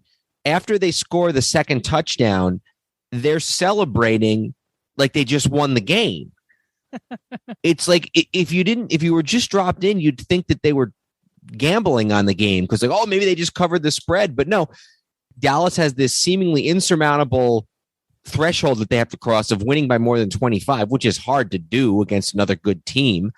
And they're doing it. More than 25 or just 25? I saw more than 25 on the documentary that I watched. He was trying to kill the clock down 25. The last game of the NHL, I think the last Islander game this year was a thing where a tie didn't help them at all, but or not even a tie. If a game went to overtime, they were locked into like a lower seed. But if they won, they were locked into a higher seed. Mm-hmm. With the score tied late, they pulled their goalie to try to win. Yeah, why not? Anything to them, yeah. So I just want to talk about a couple of these players here. The quarterback is Jaworski, Ron Jaworski. He's in his 5th year. Jaworski, what would you call him? I mean, later he's been around. He's been an NFL commentator for many, many years. I'd call him sort of a solid NFL quarterback. I would say he was better than solid given what a lot of quarterback play looked like at the time. You know, he wasn't great. I think at his best, he was good. Probably got more out of what his talent level was than should be expected. We talked a little bit about Harold Carmichael again. I just watched him be inducted into the Hall of Fame just a couple of days ago. He finally got in. He was actually a year late. He got in on the 2020 ballot, but that was delayed because of COVID. He finally got inducted. Maybe not a first-tier Hall of Famer, but a guy who probably deserves it. 4-time Pro Bowler, all 1970s team, leads the league in receiving 1 year. He has 3 seasons over 1,000 yards as a receiver. He's also just really known as just a good guy. He's man of the year. This season, he's man of the year in 1980. So he's probably the best offensive player. They also have a guy named Wilbert Montgomery, who's the starting running back, who not a guy with a super long career, but this guy has a hell of a year in 1980 here. He rushes for, I'm sorry. Actually, his best year was the year before. His best year was 79, where he had 1,512 rushing yards and 2,006 yards from scrimmage. Both the 2006 leads the league. He also fumbles it. I think, is that fumbles there? Yeah, he fumbles the ball 14 times in 1979. So he has both a good year stats-wise and a crazy year as far as the fumbles are concerned. Not quite as good a season in 1980. He misses 4 games with an injury, but bounces back the following year in 81 with another 1,400 rushing yards. So he probably, I don't know, I saw, Andrew, you shook your head a little bit when I said that Carmichael was the best player. Were you thinking of Montgomery? Well, Charlie Johnson was also an all-pro that year, the nose tackle. I was going to get to him in a second. Yeah. Charlie Johnson, all-pro nose tackle. Charlie Johnson, 3 interceptions as a nose guard. He's probably the leader of the defense. This really is a no-name defense. This number 1 ranked defense in the league, too. Points in terms of points. But I'm just looking. Claude Humphrey, who's one of the starting defensive ends. He's a 6-time Pro Bowler, and he's in the Hall of Fame, although his best years are with Atlanta prior to coming to Philadelphia. And then other than that, Herm Edwards, who was famous for recovering that fumble at the Miracle at the Meadowlands a few years previous and would later go on to coach both the Jets and the Chiefs in the NFL. He's another one, but there's really just not a lot of names, really, I guess, on either side of the ball on this Eagle team. The starting fullback is a guy by the name of Leroy Harris, and on the documentary that I watched, it was one of these, half-hour stories of the season, and somebody, I think it was another player, or maybe it was a sports writer, said that Harris is having a good season because he finally stopped, quote, chain eating donuts. So I don't know if that was actually what he was doing or if that was just a metaphor for being fat. Nobody could possibly chain eat donuts. I never knew what chain smoking was. Like, that basically just means like you, as soon as you stop smoking one, you start smoking another one. No matter how big you are, and I mean, how big was a guy back then? You can't just. I mean, there's a limit to how many donuts you can eat. Yeah, let me see what his. He was 235 pounds. What'd you say? He probably weighed 235 pounds. He was 5'9", 226. Great. I feel good about myself now. Which, I mean, that's heavy, but you're right. It's not super, super big. Not for an NFL player. It's not. No, probably not in those days. Well, what was Joe Morris? Because Joe Morris, I think, was about that height. I bet you Joe Morris was quite a bit less. He's just the first sort of short running back that I can think of from roundabout the same era. So let me talk about the playoffs while you're looking that up. Joe Morris, 5'7", 195, so considerably less. Yeah, so anyway, and then the only other thing I wanted to mention before we get to the playoffs is these uniforms are bizarre. Yeah, they're a little different. They're because for a while you see the Eagles in like the white helmets in like the 70s. Yeah. Mid to late 80s, they're wearing like the Kelly green with the silver pants, which I really like the look of. This is kind of like, I don't know, this to me is very early 80s. Like it which I mean makes sense, but it really is like, it reminds me of like old computers for some reason. Like, yeah, it has that look. It's like the green with like the silverish white, and the whole reminds me of like a commercial for the Macintosh computer. Like the whole sleeve is white. You know, it's not like it's just got a little bit of piping. It's like the whole thing is the piping. Look it up. We're not necessarily doing it justice, but they're very strange looking uniforms. Mm-hmm. All right. So why don't we talk about their playoff run in 1980? So we're in the era of 5 teams. So the 3 division winners and then 2 wild cards. So if you win your division, you get a bye. So the Eagles are the 2 seed this year, so they do not play in the first round. Their first playoff game is against the Atlanta Falcons, Minnesota, I believe, right? Minnesota Vikings, yep. It is against Minnesota, January 3rd, 1981, divisional playoffs at the Vet. The Eagles win 31-16. They force 8 turnovers, 7 of which are in the second half. Vikings only 215 yards of offense. Eagles would also beat them 42-7 in the regular season. So, the Eagles pretty dominant. Eric Kramer has a rough day at the office, especially, like I said, in the second half when the Eagles just keep getting turnovers and scoring. So win that game fairly easily. The number 1 seed was the Atlanta Falcons, who in the same round the next day are upset by the Dallas Cowboys, or I don't even know if it's an upset, but seeding-wise, it's an upset, which sets the stage. If you're an Eagles fan, hard to imagine a better scenario against what you consider your biggest rival, the team that has dominated the division and the conference for really a decade and a half, if we're being honest. You're going to get an NFC Championship game in your building with the Dallas Cowboys, Sunday, January 11th, 1981. In doing my research for this game, and it ties into something you were talking about a couple of minutes ago. This is the last time a certain thing happened. The last time a certain thing happened? Relating to the Cowboys. I know it's the end of the line for Staubach. Was a quarterback in 1980?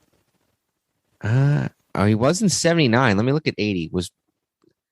Oh, no, he was gone by 7. Sorry, 79 was his last year. 80 was Danny White. I don't know. What is it?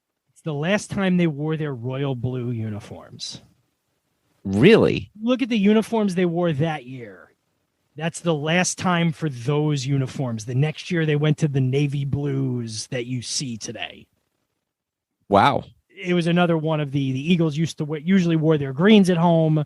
They did make the Cowboys wear their blue jerseys. So the Eagles wore white at home for this game, which a lot of teams did back then. And still sometimes to this day that it's like a superstition that the Cowboys only don't like to wear their blue jerseys.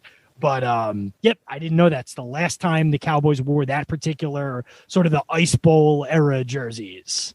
Mm-hmm. So the Eagles win this game 20-7. As you can imagine, it's a very cold day, 17 degrees, no precipitation, but 17 degrees. It's tied at halftime. Eagles score 10 points in the third quarter to get up 20-7 17-7, and then they add a field goal in the fourth quarter to get it to 20-7.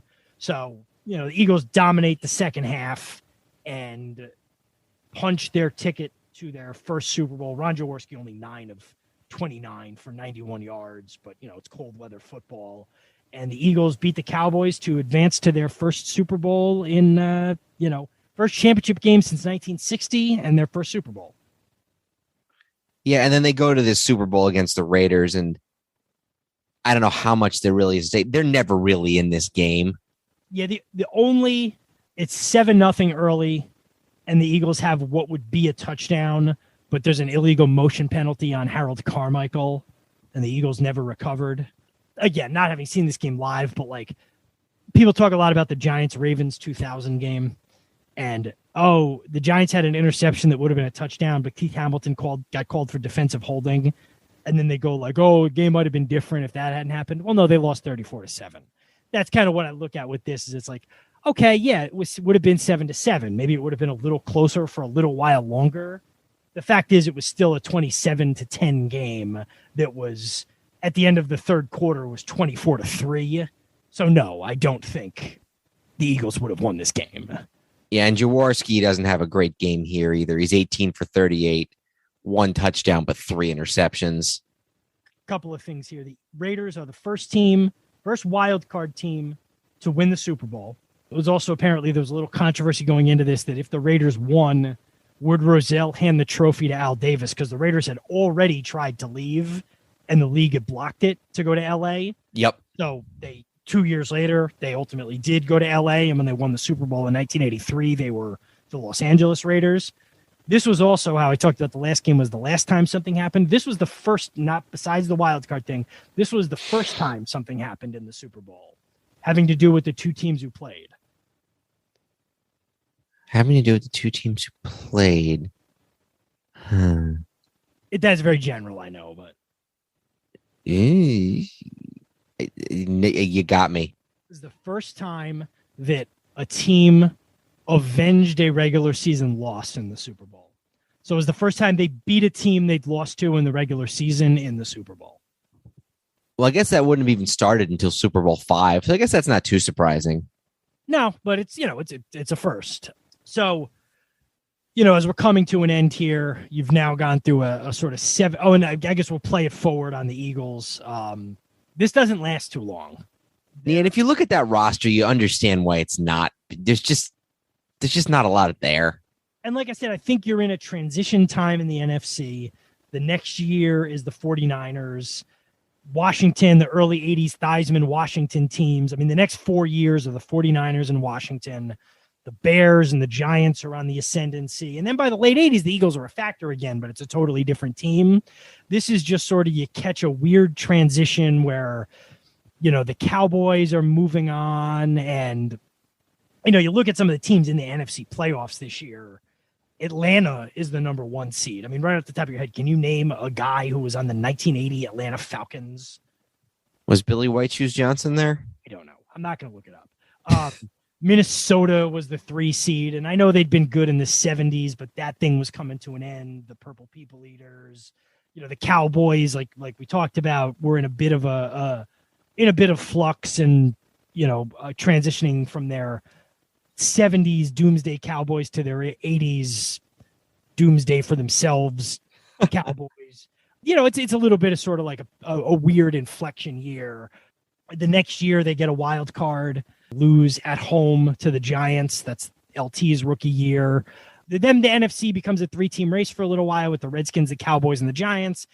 And then in the late 80s, the NFC East, they take the Cowboys' place, but it's still a Redskins and Giants division. And the Eagles, they go through a few iterations, the Buddy Ryan teams, the Andy Reid teams, and finally win the Super Bowl several years ago with the Philly special and Nick Foles. But this 80s team was kind of I don't want to say flash the paper, like a flash across the sky. You know what I mean? For a while, that was all Eagles fans had to hold their hat on. Yeah, and I do view this team as sort of a one-year wonder. I don't necessarily like the 85 Bears only made 1 Super Bowl, but they were good, really good every single year. Yeah, this Eagle team was in the playoffs a couple of times, but I don't know. Yeah, this to me, it's kind of like this is like the 85 Patriots or the Ram team from the year before in 79. This is very much, I think, kind of a one-year wonder type of team. Yep, I agree. Which in a lot of ways makes it the opposite of the other three. Yeah, well, and that's what I was talking about is you have the four teams sort of come to it, and the narrative is different for all of them. You know, the Flyers were a team that had already won a couple, and they're, having like a last hurrah. The Sixers were a team that had been good but hadn't won and would finally get one a couple years later. The Phillies, this was sort of the culmination. They did get the championship. And then the Eagles were the team that sort of one-year wonder, flash across the sky, special year, but didn't get it done and had to wait a lot longer. So, sort of a different arc for each of the four teams. But, to sum it up, and I know like we've talked about, we've gone really long already, just for a little bit of additional whatever. In the 1980 season, you had Villanova, Penn, and LaSalle all made the NCAA tournament, just to throw that in there. It's a 7-month span where if you're a across-the-board Philadelphia fan, you got to see all of your teams get to a championship. You got to see a championship. You got to see 2 of your teams lose to budding dynasties, the Showtime Lakers and the early 80s Islanders. You got to see the Eagles finally play in a Super Bowl, which, if you think about it, in 1980, how many teams had represented the NFC in the Super Bowl? The Cowboys, the Vikings, the Packers, a couple other exceptions here, the Colts, but like it wasn't like, oh, everybody's played in a Super Bowl. No, it's a lot of teams, Giants, Bears, that would later... Lions, 49ers at that point. Yeah, I'm just talking more teams. I guess Giants and 49ers, teams that would later go on to represent quite a few, hadn't done it yet. Oh, yeah. So a really special time, I feel like, for a city. I feel like if they got one more, it would be much more in the popular imagination. But, just kind of a cool little run there. And certainly I think of it as like a Venn diagram. You had some teams that were on their way down. You had some teams that were on their way up. You had some teams that were flares, but they all kind of converged in this area in South Philadelphia for like a 7-month period where you got to see all 4 of your teams be very, very close to a championship. If you think about it, the Eagles were obviously 1 game away, and the Flyers and Sixers were each 2 games away from a championship. And I also think it's worth noting that entertainment options weren't what they are now, obviously, and probably weren't even what they would be 10 years later. So there's just so much, the fact that if you're just the guy sitting in his chair, drinking a beer, watching TV in Philly after a day of work, you got so much sports to watch, big time sports in that 7 or 8 month period. And just to point one more thing out, and this is almost a Buffalo Bills corollary. I talk about, if there was one more, thank God for the Phillies, because if they hadn't won, if they'd lost to the Royals, this incredible sort of citywide accomplishment would almost be a punchline now. Yeah. We'd probably hear more about it if they'd all lost. I think you probably would. They got them all to a championship, and they all lost in 7 months. You know what I mean? So. Definitely. Well, we hope you all enjoyed this, especially those of you who maybe became fans of ours a few months back when we did the LaSalle episodes and have been patiently waiting for another Philly episode. You definitely got it tonight in spades. So until next time, I'm Dan Newman. And I'm Andrew Newman. Goodbye, old sports.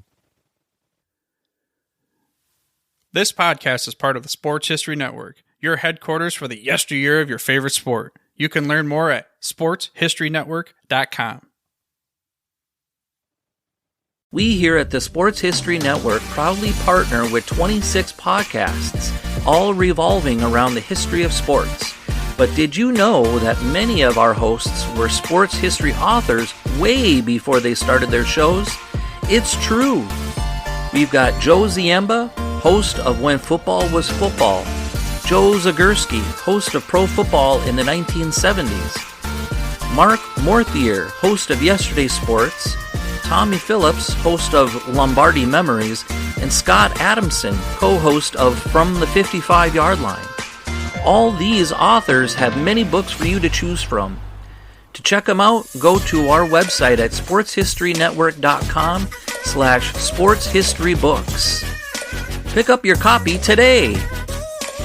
Soundtrack provided by Kevin MacLeod of filmmusic.io.